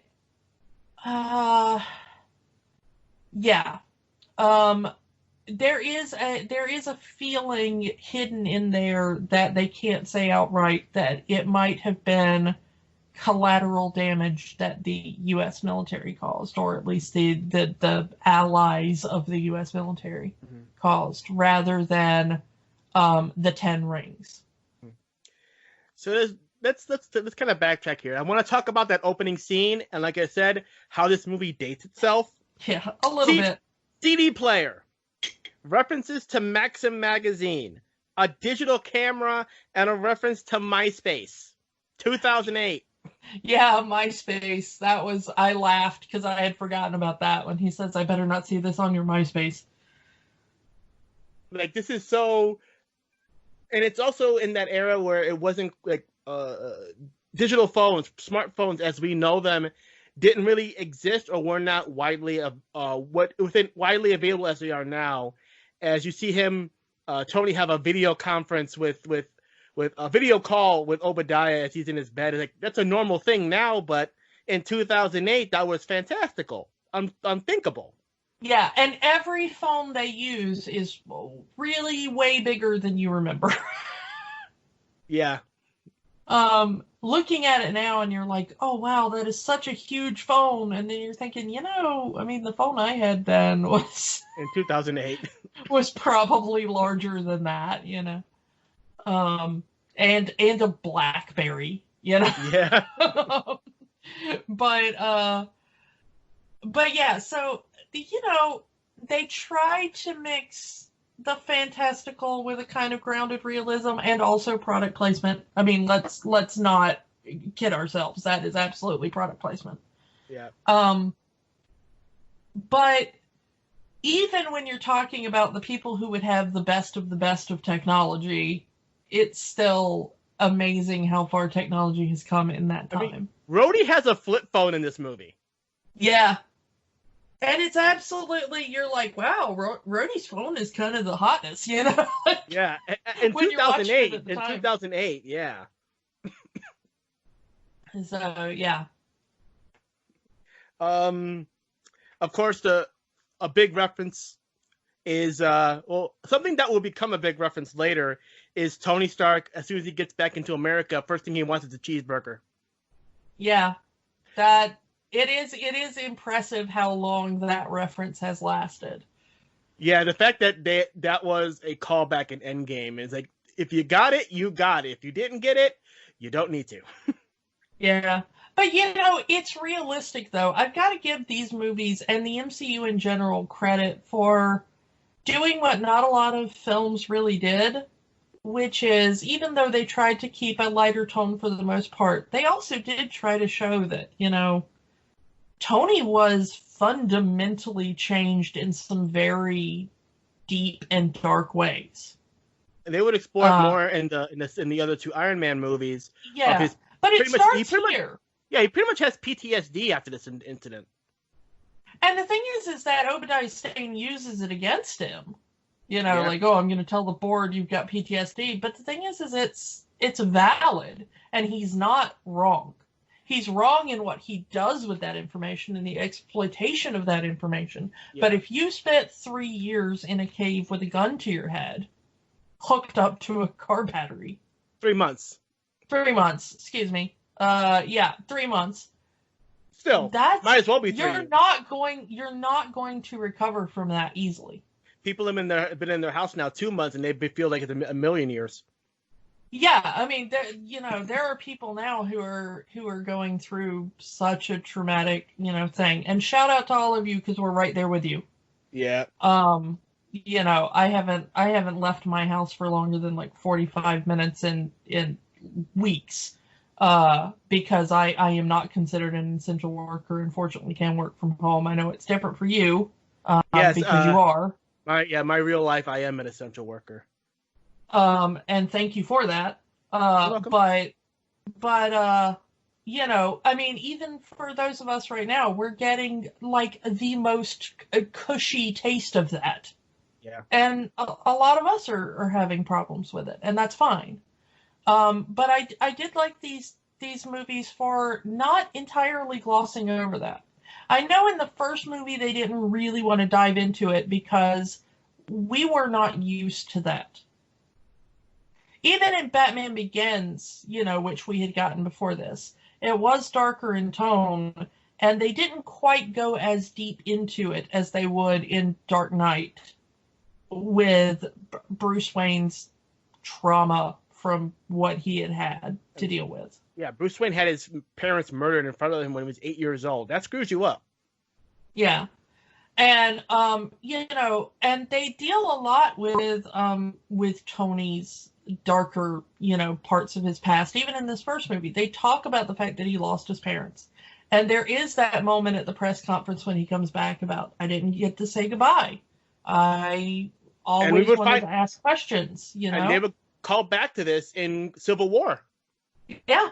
When you find out more about what caused that car crash. But even here, just like, oh, it was an accident, that still comes with a lot of baggage.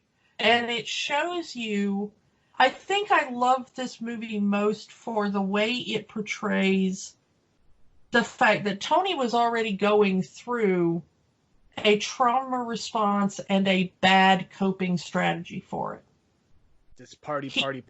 Yeah, he had that trauma from his childhood. And because he had access to the money, he just bought away and partied away all of his emotions.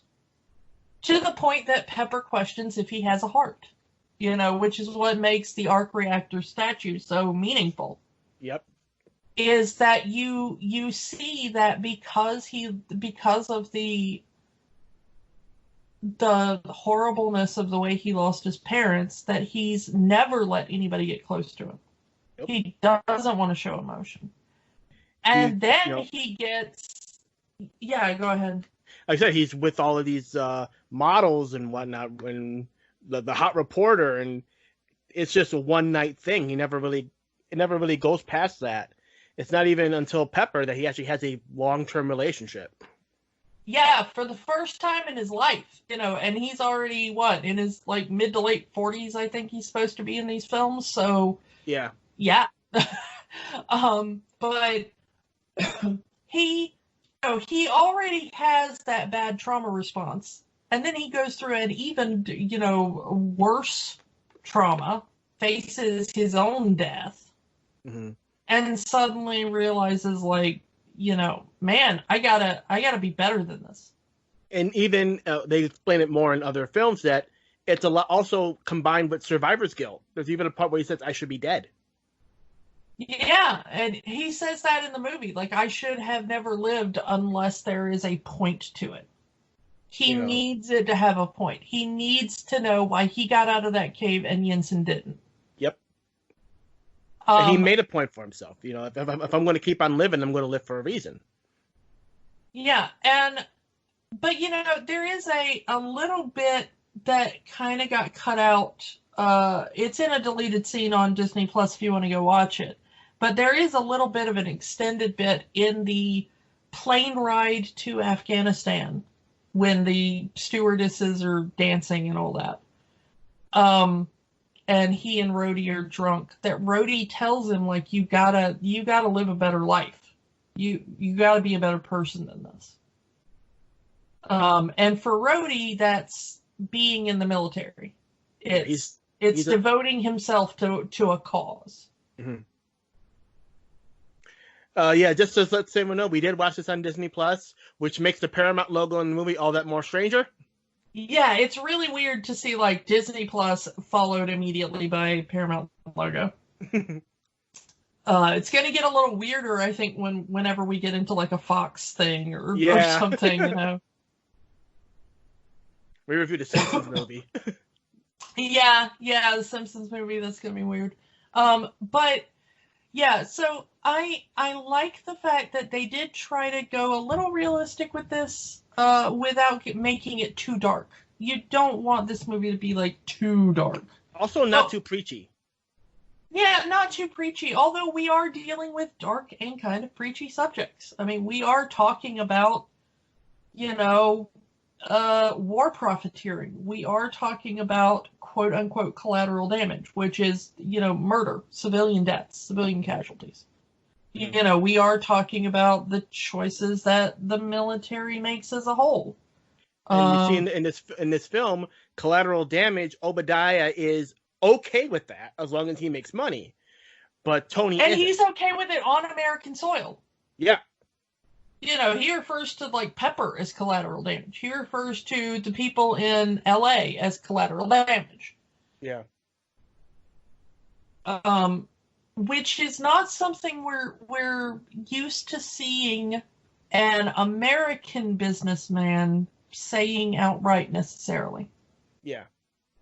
Especially usually in these kind of films, that kind of character is played by a non-American or played as non-American. Yeah, you would have expected that the Ten Rings people would have been the ones to say, like, well, you know, collateral damage over there, collateral damage over here, it's all the same, isn't it, Mr. Stain? Yeah. But the fact that we kind of, you know, for the first half of the movie, you're led to think that the Ten Rings is really, which is portrayed initially as just a Middle Eastern / Asian terrorist group. And of course, the Ten Rings is a reference to the character of the Mandarin, which we'll get into when we eventually get to Iron Man 3. Yeah.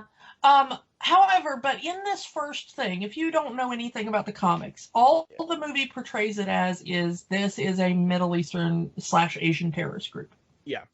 Well, they say that, or as Jens had said, it's a little bit of everybody. They have members of pretty much any non-American country any non-American country pretty much has members in the Ten Rings.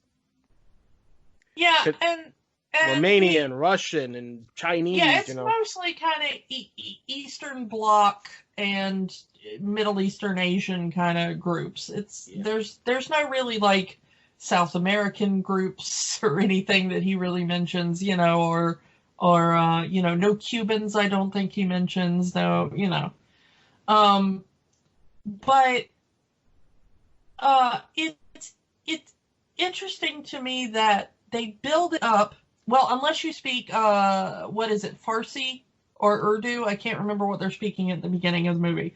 Mm. But in that first scene where Tony Stark is taken, they just lay out the whole plot. So if you speak that language, you knew immediately that Stain was the bad guy, that they were working for him. You know, that was not a... there's a whole section of the world that was not a... Yeah. that scene was not subtitled for a reason. And it's the only scene in Afghanistan that isn't subtitled. And that's because of what we would find out later. Yeah, and the interesting thing is that I always assumed, because I do not speak any of those languages used, I always assumed that they used, like, a shortened version of what Pepper eventually watches and gets translated. Mm-hmm. That they were watching a thing of, like, you know, they had filmed a kind of PR version that they sent out to the media, maybe, like, oh, we've got your Tony Stark, we'll kill him if you don't pay, so that Obadiah Stane could keep, you know, plausible deniability. Yeah. Like, oh, but we were trying to figure out whether or not that we should deal with terrorists, and we were trying to get the money together, and then they killed my poor friend Tony before we could make the trade. Yeah. So I just assumed that was the decoy video that we see them filming at the beginning. Mm-hmm.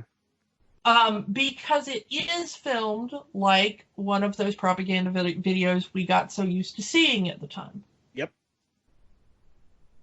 Which makes it weirder if they're filming just that video just for the purpose of contacting Obadiah Stane. Why are all their faces hidden? Why are they, why are they just not? That's for us. That's not for Stane. That's for us. Yeah, but I think if they'd have said there were 2 videos and Pepper found the one that was not released to the public, I think that would have been a little more understandable. And also, it wouldn't have ruined the surprise for the people who actually do speak the languages in question. Yeah.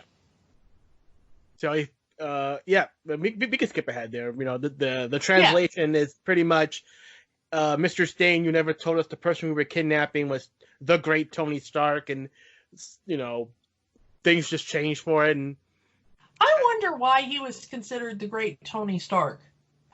Because of the military weapons. Because of the weapons. Because he created these great weapons of death.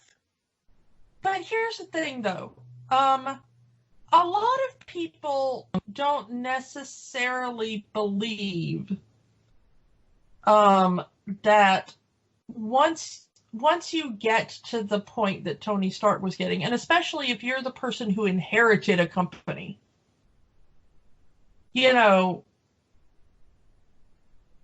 if say,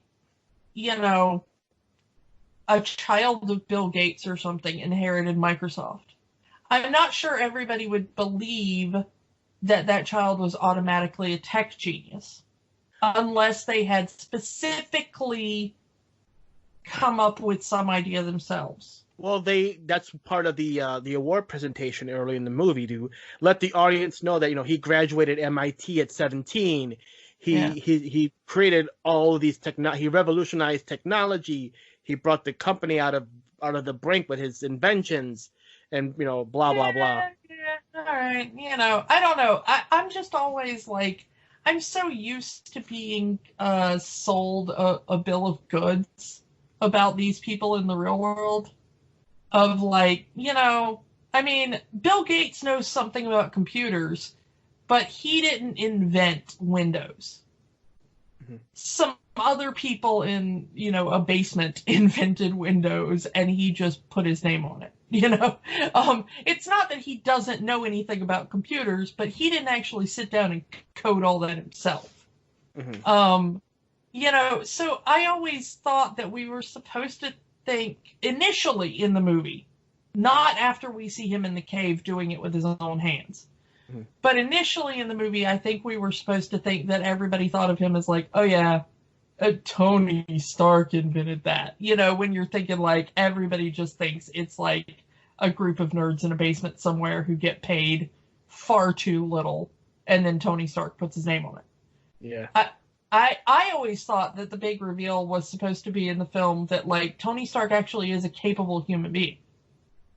Because there is nothing in the first part of the movie to lead us to the idea that he knows anything about anything.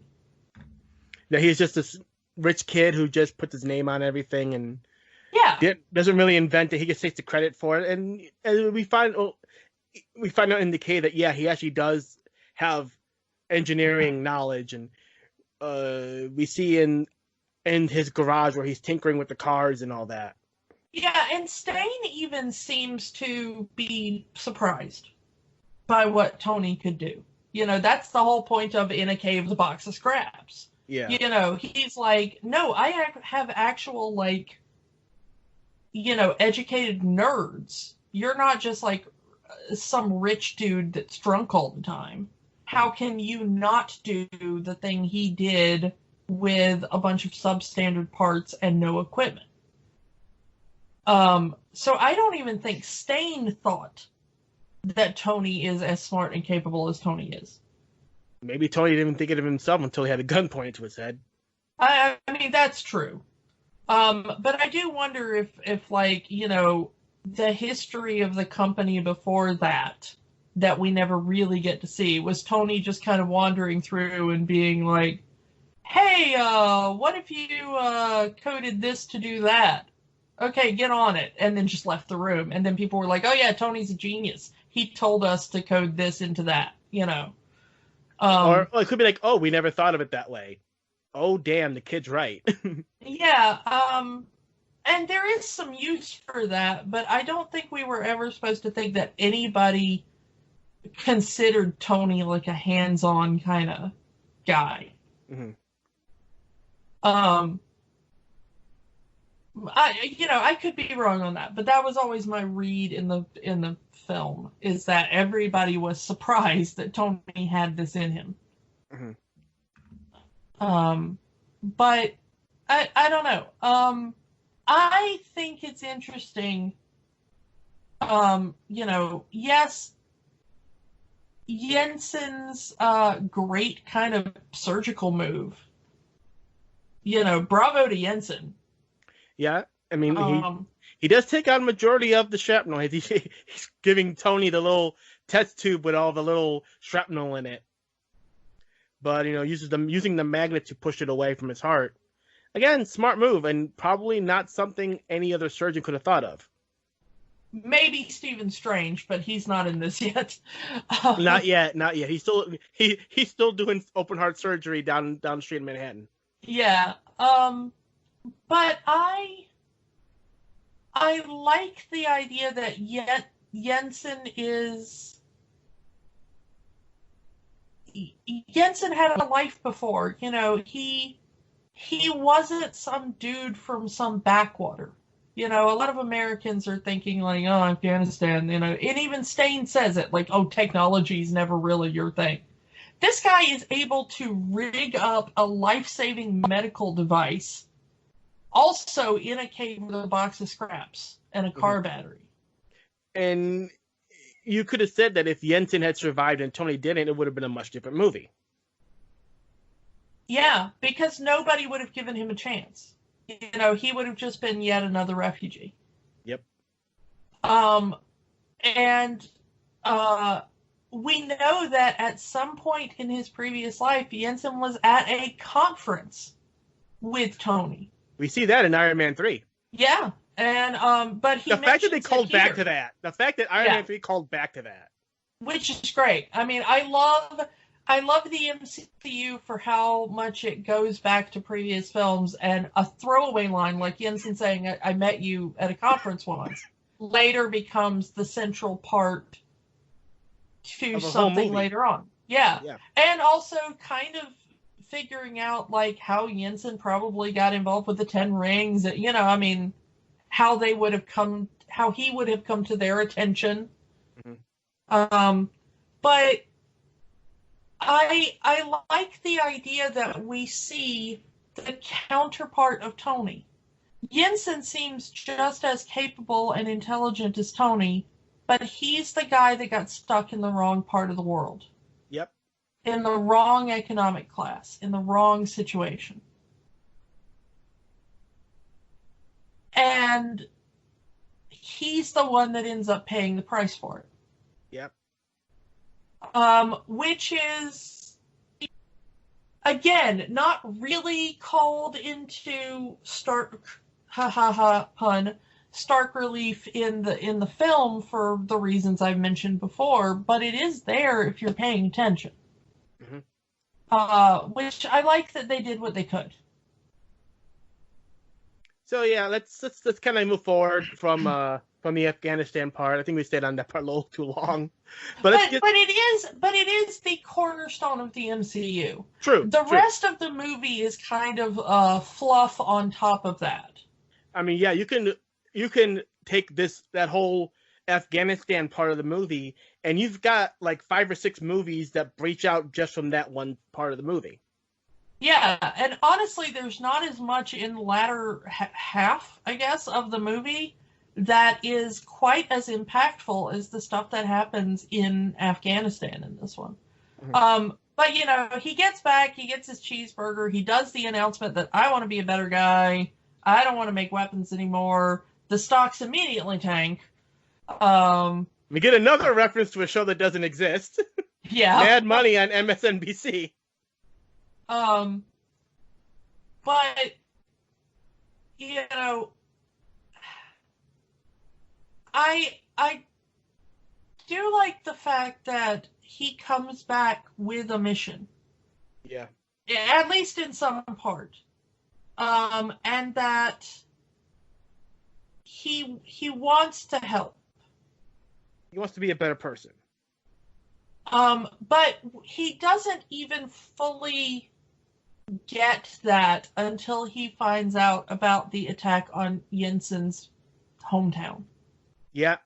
And again, we get the reporter, the same reporter that Tony slept with earlier in the movie, who ends up holding a grudge against him for the rest of the film because it was a one-night stand.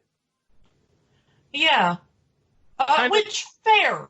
I mean, honestly, in a little bit, if you know, if I woke up the morning after meeting somebody interesting and important, and there was just like Pepper Potts standing there being like, "Oh, good, I get to take out the garbage. Goodbye." I think I would hold a grudge. I think that's fair that she holds a grudge. But I think that's more on Pepper than Tony, honestly. Yeah. Okay, but it's that you know, the reporter comes to him with the physical proof that not only is his weaponry still being used to hurt innocent people, but specifically the man who saved his life, you know, that guy's friends and family in his hometown. Yeah, and this is where, you know, he starts to actually confront Obadiah about it. Like, why are we selling our weapons to terrorists? And it's like, you know, it's okay. You know, it's all a game. We'll make money off of it. Blah blah blah. And then we finally get the. Is this part where we get the reveal that Obadiah was the one that outed Tony from the company? Yep. It's another part of the movie. Oh yeah, the board elected to out you out of the company. You can't make a decision anymore. And then Obadiah comes and saying, "Yeah, it was me. I led that deal because we couldn't trust you anymore because we're a weapons company. We got to keep making weapons, and you don't want to make weapons anymore. Therefore, you're not part of the company anymore." Yeah. But you know what I love is that in the interim between this scene right here when he finds out about Gomera, mm-hmm. and the point when he comes back home initially, mm-hmm. he's been working on the Iron Man suit. We get all these montages of him working on the Iron Man suit and him going to Rhodey and saying, "Hey, I'm working on a project and I want you to come look at it." I am not going to sell it to the military, but he doesn't seem to know what to do with it yet. Yeah. He even says, you know, what about the pilot without the plane? Yeah. And of course, you know, the unsung character in that whole thing, the fire extinguisher robot. Yes, the fire extinguisher robot is the best. I love that thing. Second only to Phil Coulson in this movie. But we see him tinkering around with it and goofing off with it. But I think that he doesn't even know what he's going to do with it yet. No, he knows he made it but that's all on it. All that's on his mind. That's how he escaped the terrorists. You know, so now that he created working. it. Yeah, keep working. That's the way to move past this experience. I made it. I have to make it better. Yeah. And again, you know, he's given one bad trauma response for another. His initial trauma response was partying, and now it's work. Yeah, and that goes through the entire trilogy of Iron Man movies up until the end. That's his coping mechanism, is just working on these suits. Yeah, to the point where he eventually has like 50 of them, you know, just hanging out in his basement. Which proves useful later, but, you know, it's maybe not the most healthy mechanism at the beginning. Buy all the toys, kids! Yeah, buy all the toys, kids, or adults. It's not kids. It's us. It's us. Yeah. But, okay, so... It is interesting that the Gomera is the point where he goes, I know what to do with this suit now. I know who I have to be. Because initially, what does he do? He hears this news, he goes home, he tinkers with the suit while he's drinking and watching the news. Mm-hmm. And it's only until the reporter says, like, who's going to help these people, that he finally comes to the decision, I am. Nobody else is going to do it. I have to be the one. Yeah, the military isn't going to do it. Again, that's military jargon. You know, we have to go through, there are channels to go through before we can go in there. Yeah. With Tony not being part of any military, he just goes wherever he wants. But you know what? The stated reason the military held back is one I'm actually going to be okay with. They were using human shields. Yeah. Which is the military's stated reason for why they had not gotten the go-ahead. There were too many potential civilian casualties. Too many civilians in the area. Tony doesn't think about that, which is probably a thing we can fault him on. It turns out all right. We don't actually see him causing anything, but they will bring that back for Civil War. Mm-hmm.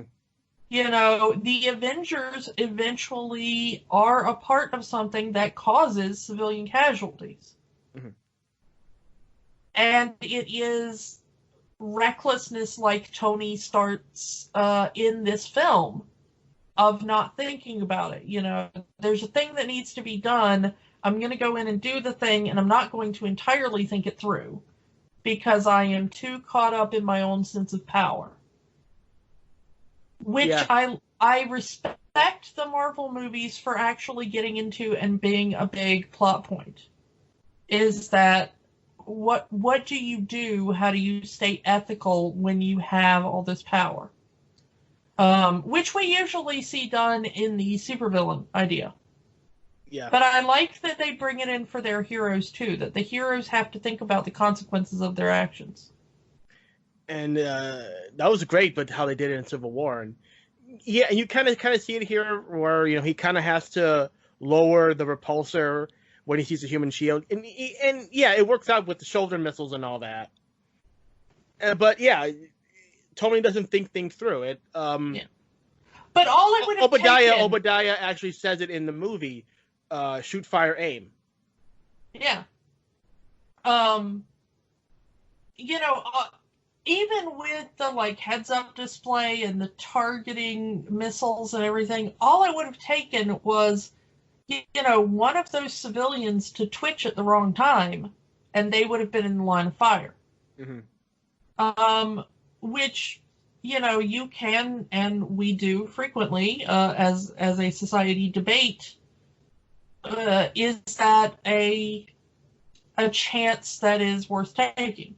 But I like these movies for delving into that somewhat. Mm-hmm. But I like this scene. I mean, it's got all the cool things of oh look, he fires and then walks away from the explosion because that's what cool people do. But I like this scene for showing the moment where Tony realizes nobody else is going to save them, so maybe it should be me. Yeah. No one can save them at that point, because like you said, the military can't go in there because of too many civilians. Yeah, and honestly, the military in this film does not have the ability that Tony does to be the one-man surgical unit. Which again goes into the second movie, where military wants the Iron Man suit for this reason, and he's saying, no, I will never sell to the military again. Yeah. But, we get that point where he has decided now, full scale, I'm going to be a hero. Yeah. And Pepper, he wants Pepper to help him get the dirt on the company. He doesn't realize it's Stain specifically yet. He just wants to see the shipping manifest to prove they've been selling to the other side. Yeah. And wants Pepper to help him, and Pepper's response is, no, you haven't thought this through. You're going to get yourself killed, and I'm not going to help you do that. Yep. Which I love. That she is the voice of reason here of, Tony, it worked out this time. But there are consequences here you are not thinking about. Yeah, when Pepper sees the bullet holes in the armor, she freaks out. So Rightfully so, yeah. Yeah. But she does end up eventually helping him because she realizes he's not going to be talked out of this. Yeah. So at this point, Pepper has gone into a damage mitigation stance. Maybe he'll drop it if I get the information. You can tell that's not her first rodeo with him in that mindset. Yeah, it's just that all of a sudden it's gone from like, I want to buy a bunch of weird art to I'm doing something that could get me killed. Yeah. And not just him, but other people. I mean, he went into an active war zone where there were civilians. So, she does the thing about discovers that it's Stain, gets caught by Stain, gets saved by the wonderful, wonderful Phil Coulson, being in the right place at the right time. And it leads us to the big climactic battle between the suit Stain has been building, Ironmonger, although never specifically named that in the movie. Stain does have a line. Yeah, Stain does have a line of, "We are Ironmongers," but the fact that the suit is called Ironmonger is never specifically mentioned in the film. Mm-hmm. And we get the big climactic battle of here's Tony. Do we have get really a callback to the little paralyzing device that Stain is using? I can't remember if that shows back up in the series. I don't think so. He used this twice, once on the terrorist leader and once on Tony.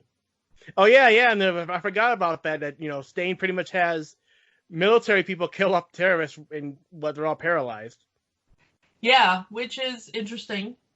And it makes you think that's the last we're going to see of the Ten Rings. Oh no! No! When we were first watching this movie, everybody immediately was like, that is a major organization, and the Mandarin is like really huge in the comic books, and you're just going to wipe out the entire Ten Rings organization. Just wait till we get to Shang-Chi. Wait till we get to Shang-Chi. 2021, 2022, whenever they decide to release that one. Yeah. But, Stain breaks into his house somehow. Well, he's a known entity. Jarvis would just let him in. Maybe. I don't know. But he uses this little paralyzing button, which at this point is only reminding me of Westworld, because that little button that can shut things down, it's like a huge thing in Westworld right now. And interesting thing, I did not remember that Ramin Djawadi, who is the apologies if I mispronounced that, but I think I got it right. Who is the now known as the music guru for Game of Thrones and Westworld, and is massive. That he was also the music person for this one. Before a lot of people really knew who he was, and this is not the style we have come to expect from him. But yeah, interesting thing that they're basically using a thing that is now like the major plot point in the current season 3 of Westworld. Anyway, but yeah, Stain gets mad because they can't build what Tony Stark builds in a cave with a box of scraps. Yeah, if you can't build it, steal it. Yeah, so he just decides to go rip the one out of Tony's chest. He wants Tony dead anyway, might as well do it yourself, right? Yep. And, they could have easily, Stark Industries could have easily reverse engineered that little thing. Yeah. And Pepper ends up saving Tony's life in a roundabout way, because Tony had told her to destroy the original miniature arc reactor. He is not nostalgic. He doesn't... that would also change. That would also change in later films. As we, he becomes nostalgic and keeps things. Well, he made an entire VR system just to get over his parents' death. Well, yeah. But he wants her to destroy it. It's bad memories. Yeah. And Pepper doesn't. She realizes that it is an important part of Tony's history. She has it engraved. She has it engraved. Proof that Tony Stark has a heart. Again, which again gets called back in Endgame. I mean, yeah, all over and over again. I mean, that little statue box with the original arc reactor gets called through all the way up until Endgame. Yeah. But I like that Pepper ends up saving his life in a roundabout way because there is a backup arc reactor in the house. Not as powerful as the one of the new one, but powerful enough that it'll get the job done. Yeah. Which I like that we've got Tony on the, when he fights the terrorists, he absolutely has all of the power. Mm-hmm. Nothing even touches him, despite the bullet holes. But, he gets like a scrape. And that comes from the American military. It doesn't come from the terrorists. Yeah. It comes from him accidentally plowing into a fighter on his escape. Mm. But, now he has to think about the sacrifice it takes for being a hero. Yep. Even Jarvis is warning him, hey, this arc reactor was not meant to power this suit, or it's not going to power very long. Tony's just going to go for it anyway because he knows what Stain will do if he succeeds. Yeah, and the one thing that we don't really think about is how much collateral damage is on that freeway. Yeah. It's the one thing, for all the talk of collateral damage and civilian casualties in this film, we once again kind of gloss over it. Because, there is that scene where Tony saves the family in the car.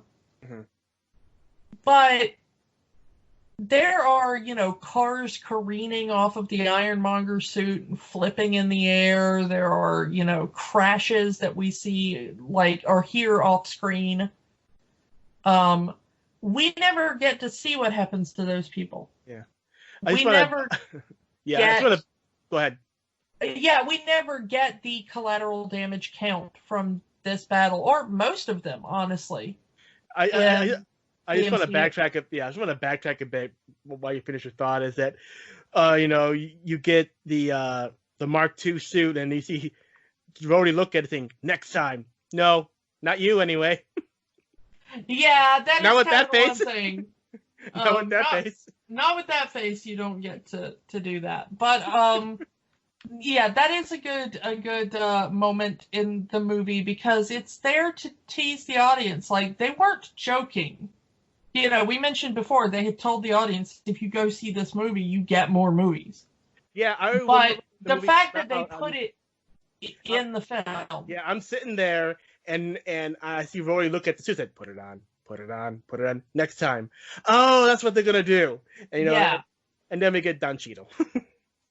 Again, a better choice. Yeah.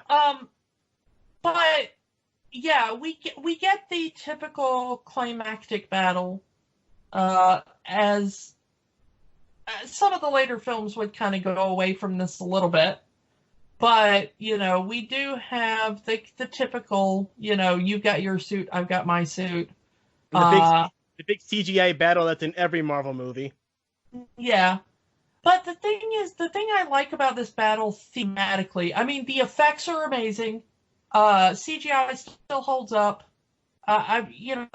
Let's all glory to the special effects team and the stunt team and all the other people who put their hard work into making that epic, because it is. Thematically, though, this is really Tony learning the sacrificial part of being a superhero.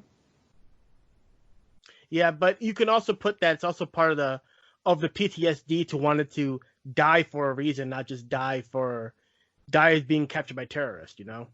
But his original idea is not that he's going to die. He tells Pepper, get in there, overload the arc reactor. I'm going to get off the roof. As soon as I'm clear, you blow it. And we have no reason to believe he's misleading Pepper. Mm-hmm.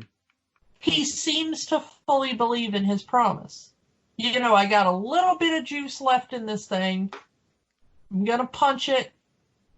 I'll be clear. You take it out. It's going to take out the Ironmonger suit. I'll be fine. And then Stain gets the upper hand. He destroys the rest of the Iron Man suit to the point that he's also not going to be able to fly off of it.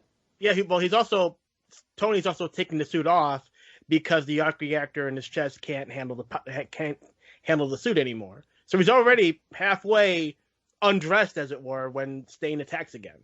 Yeah. So, here he is faced with a choice. He's stuck on this roof. He's not getting off. Do you tell Pepper to push the button? Knowing that it's going to, we're led to believe that this is an EMP, that this is what he's going to do. It's going to be an EMP. It's going to shut down any tech in the vicinity. That is his plan. Mm-hmm. And I think his plan was not necessarily to kill Stain, because Stain would have been able to survive without the suit. I think what he wanted to do was kill the suit. Yeah, and that's why he needed to get off the roof, because it will actually kill him. It will kill the technology that is keeping him alive. Yep. And he makes that choice anyway. And just love the villain speech from Stain in the suit. You made this technology, and I'm going to kill you with it. And also, deleted scene, there is a longer version of that villain speech, and it brings up some interesting points. Go ahead. That Stain really does think, and he says it at various parts in the movie, your father gave us the atom bomb, and where would we be without that? And, what a beautiful invention. And in the deleted scene, the extended cut of that scene is he reiterates to Tony, because there's a bit where, Tony gets the upper hand and they're both dying on the roof. It's not quite as climactic as the ending we get with, Pepper push the button. It actually ends with, Stain being crippled and laying there trying to get out of the suit before it falls. And Tony trying to save him, even after all that. He still wants to save the human inside. Mm-hmm. And Stain tells him, that we made something beautiful. We gave something beautiful to the world. And he's not talking about arc reactor technology, which goes on to throughout the rest of the MCU to be the amazing thing that powers the world. Mm-hmm. He's talking about the weapons. Death. Death is you want to talk about Thanos. Mm-hmm. Stain is the human version of that. Look at all this beautiful death we have brought to the world. And Tony has chosen the opposite side at that point. Mm-hmm. I'm not going to live off of death, Preserving life versus causing death. Yeah. And in the cut that we get, the actual theatrical cut, Stain still has the upper hand, and Tony has to make the decision. I am dangling above the arc reactor. Either Stain kills me, or I have Pepper take this moment to take him out, but it's also going to kill me. It will shut down the arc reactor, saving, powering my heart and keeping the shrapnel away. Now, one could argue that if Stain had not opened the suit up, he would have survived that shock. Yeah. He had to get in Tony's face and I've got to see him with my own eyes kind of thing. Also, Tony kind of did pull the electronics for his heads-up display. Well, that was the only way to slow him down. Yeah. But I do not think that Tony's original plan was kill Stain. No. But, Tony has that choice to make. And interestingly, so does Pepper. Yeah. She could have not done it just to make sure Tony didn't die. Because, say what you will, yes, boss, but it's also, she actually does care about the guy. Yeah. And the thing is that, good for Gwyneth Paltrow and how she plays that moment. Because you can see it that she's like, it's Tony or the rest of the city, or maybe the rest of the world. Needs of the many versus the needs of the few, or the one in this case. I mean, she gets her Spock on at that point, but and it doesn't look like it's a choice that Pepper just throws away. No, it's a hard choice for her to make. But Pepper is a good person, and this is the first we see of her in what will later become her superhero role. Yeah. That Pepper in this moment, you want to talk about Thor's hammer choosing the worthy. Mm-hmm. This is Pepper's moment of proving her worth to wear the Iron Man suit later. Yeah. She is willing to make the hard choice for humanity and the hard sacrifice for humanity.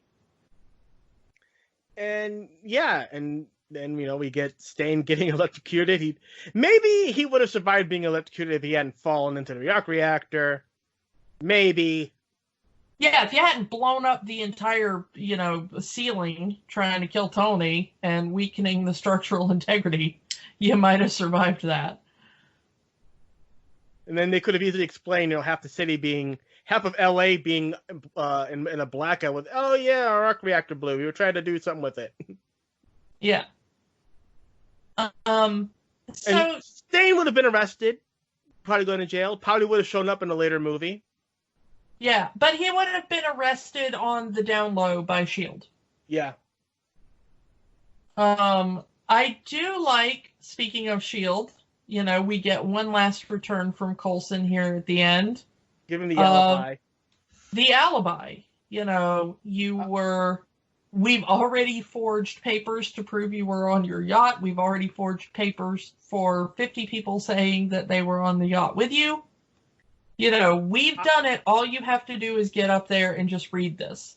And S.H.I.E.L.D. has enough agents that they could pull people saying these people were on the yacht. Yeah, you can just imagine Melinda May showing up and being like, yes, I was there. I was in a bikini. I was dancing.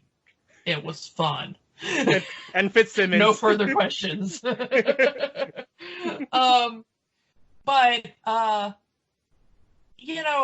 I also like that they have a plan for what happened to Stain. He was in an airplane. It crashed. Yeah, small aircraft have such a horrible safety record. He was on vacation. He never made it back. Oh, well. Lost at sea or whatever. Yeah, and a nice reference to the comic by saying Iron Man is a bodyguard. Yeah, which is, part of Tony's cover in the comic. Is saying that the Iron Man suit is actually a robotic bodyguard for Tony Stark. Or a man in a suit that he keeps the identity secret. Yeah. Depending on which version of the comic you're reading. Yeah, it does go back and forth sometimes in the comic. But, here's where we get one last glimpse of Tony's hubris. Yeah. The one thing Tony hasn't really learned from this is he's going to go out there and he's going to take full credit. I am Iron Man. And that line, again, the ultimate callback. Yeah. Da, da, da, da, And then da, it gets sung again. Yep. We get the song. I You could not have done that this movie without playing some Black Sabbath. People would have rioted in the streets. Yeah, I do like that they were able to get the rights to the song, and be able to use it. In fact, its inclusion in the trailer was one of the big selling points. Yeah. So, to kind of wrap it up, he finally does tell people. He becomes one of the few people in the MCU who does not have a secret identity. Mm-hmm. It's basically him and Steve Rogers, pretty much. Yeah. I like the way they wrapped it up. And then, of course, we do get the post-credit scene we've talked about before. Nick Fury comes in and says, I'm debating whether to cut this part out and put it after the end. At the end of the credits. I'm not going to do that. I'll leave that up to you. However, I do like the fact that we do get that now infamous and calling card of that post-credits scene. I'm really talking about the Avengers Initiative. But I do like that the other line Fury says is basically like, you're too full of yourself. Yeah. Do you think you're the only one? And at the moment, we didn't really know what he meant by that. Like, you could, he's joking about the other superhero movies that are out there. We would learn later on, Captain America, Captain Marvel. They already existed. Even Ant-Man existed before Iron Man became public. Yeah. The original Ant-Man. Yeah. Yeah, the first Ant-Man. Yeah, the first Ant-Man and the Wasp.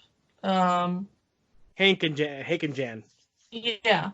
But it's interesting because that one little statement and that one little promise, on top of the thing with War Machine, was such a tantalizing promise of, are they going to make good on this?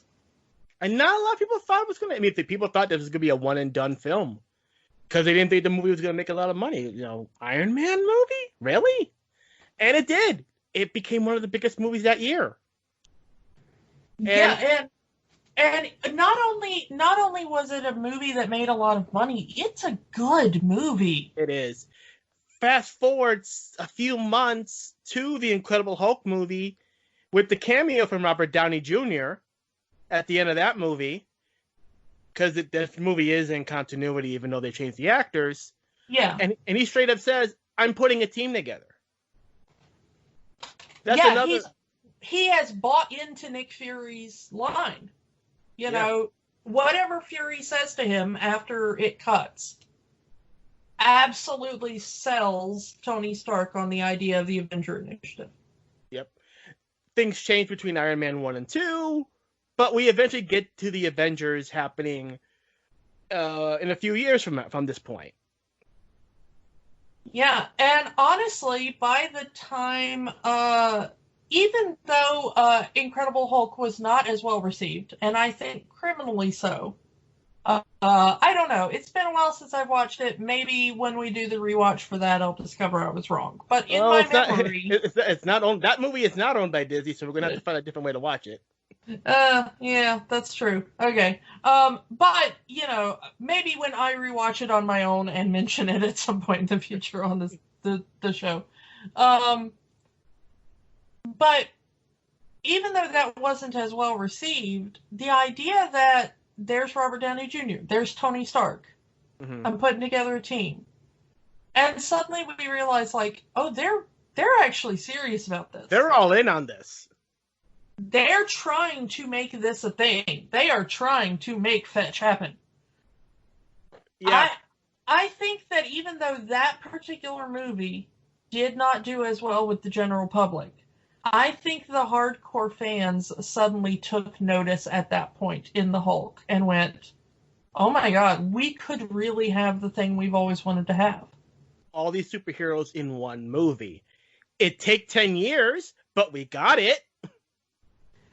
And honestly, I'm gonna say, I cried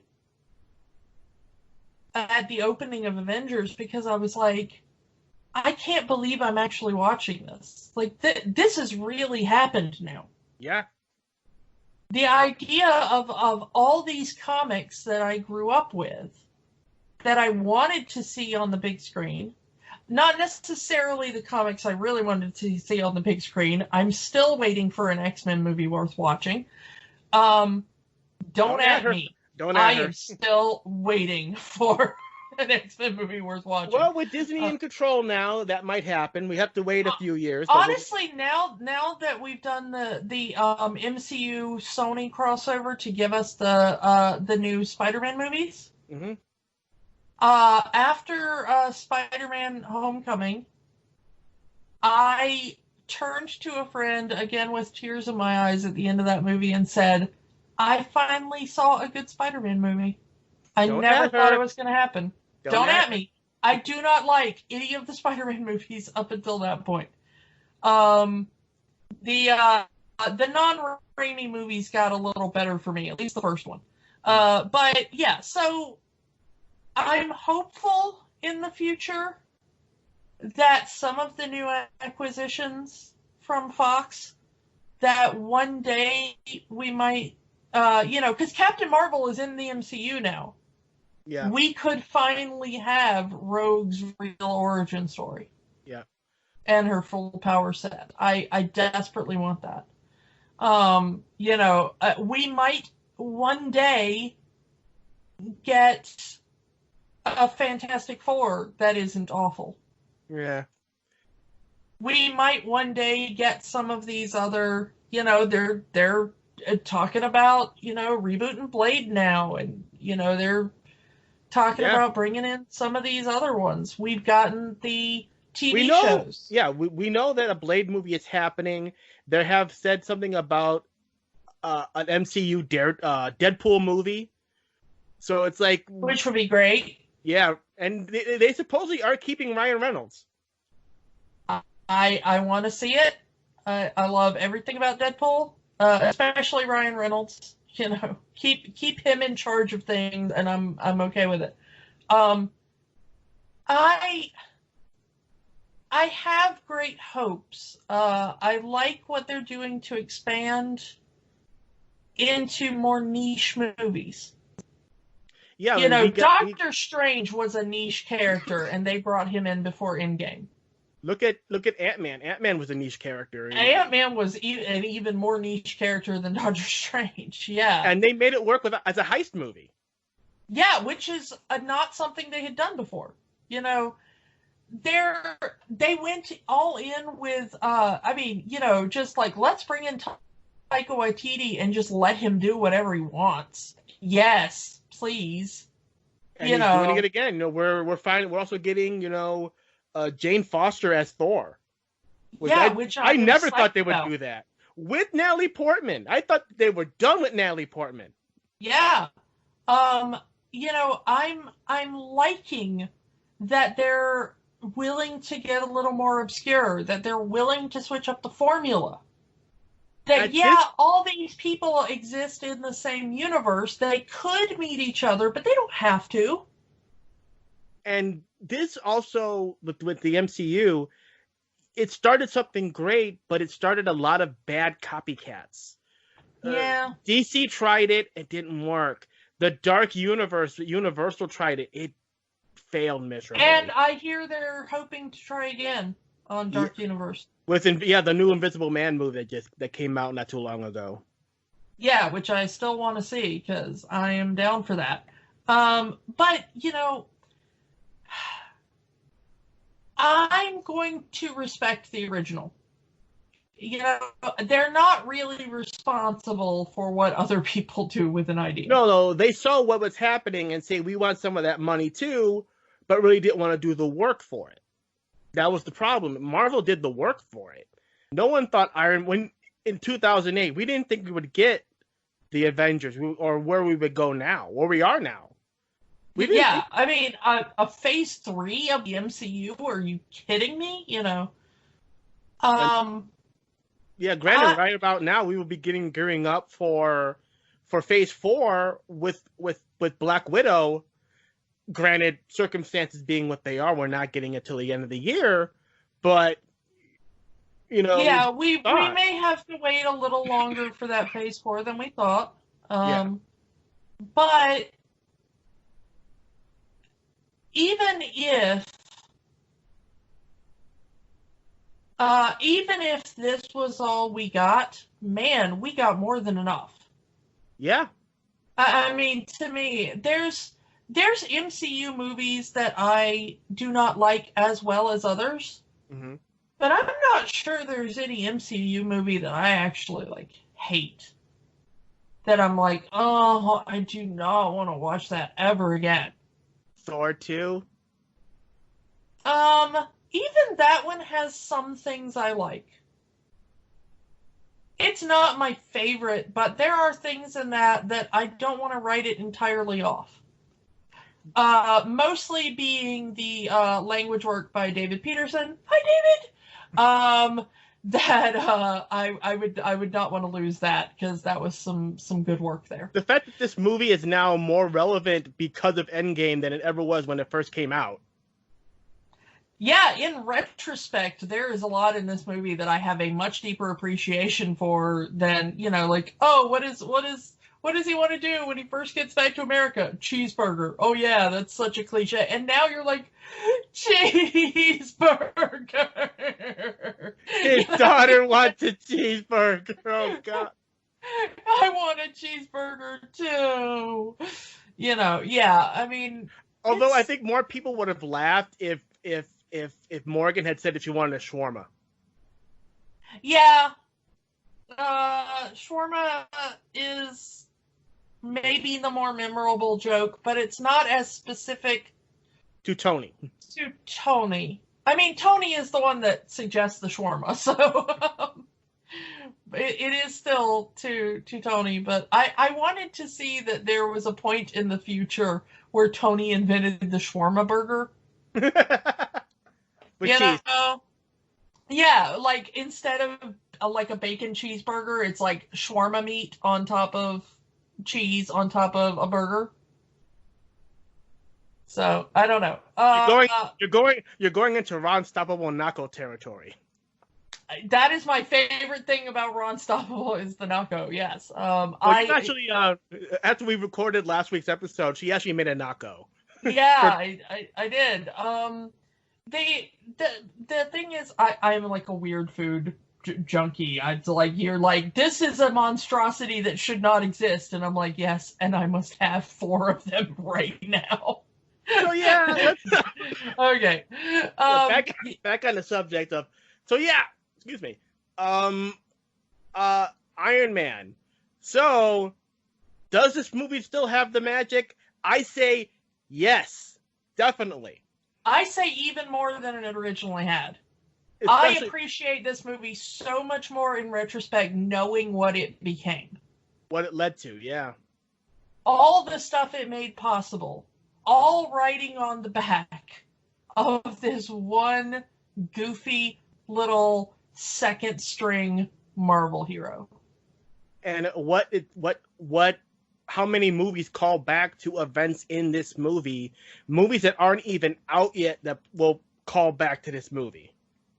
Good grief. Events related to this movie and Tony Stark just showed up in Far From Home, the first post of Endgame film. Yeah.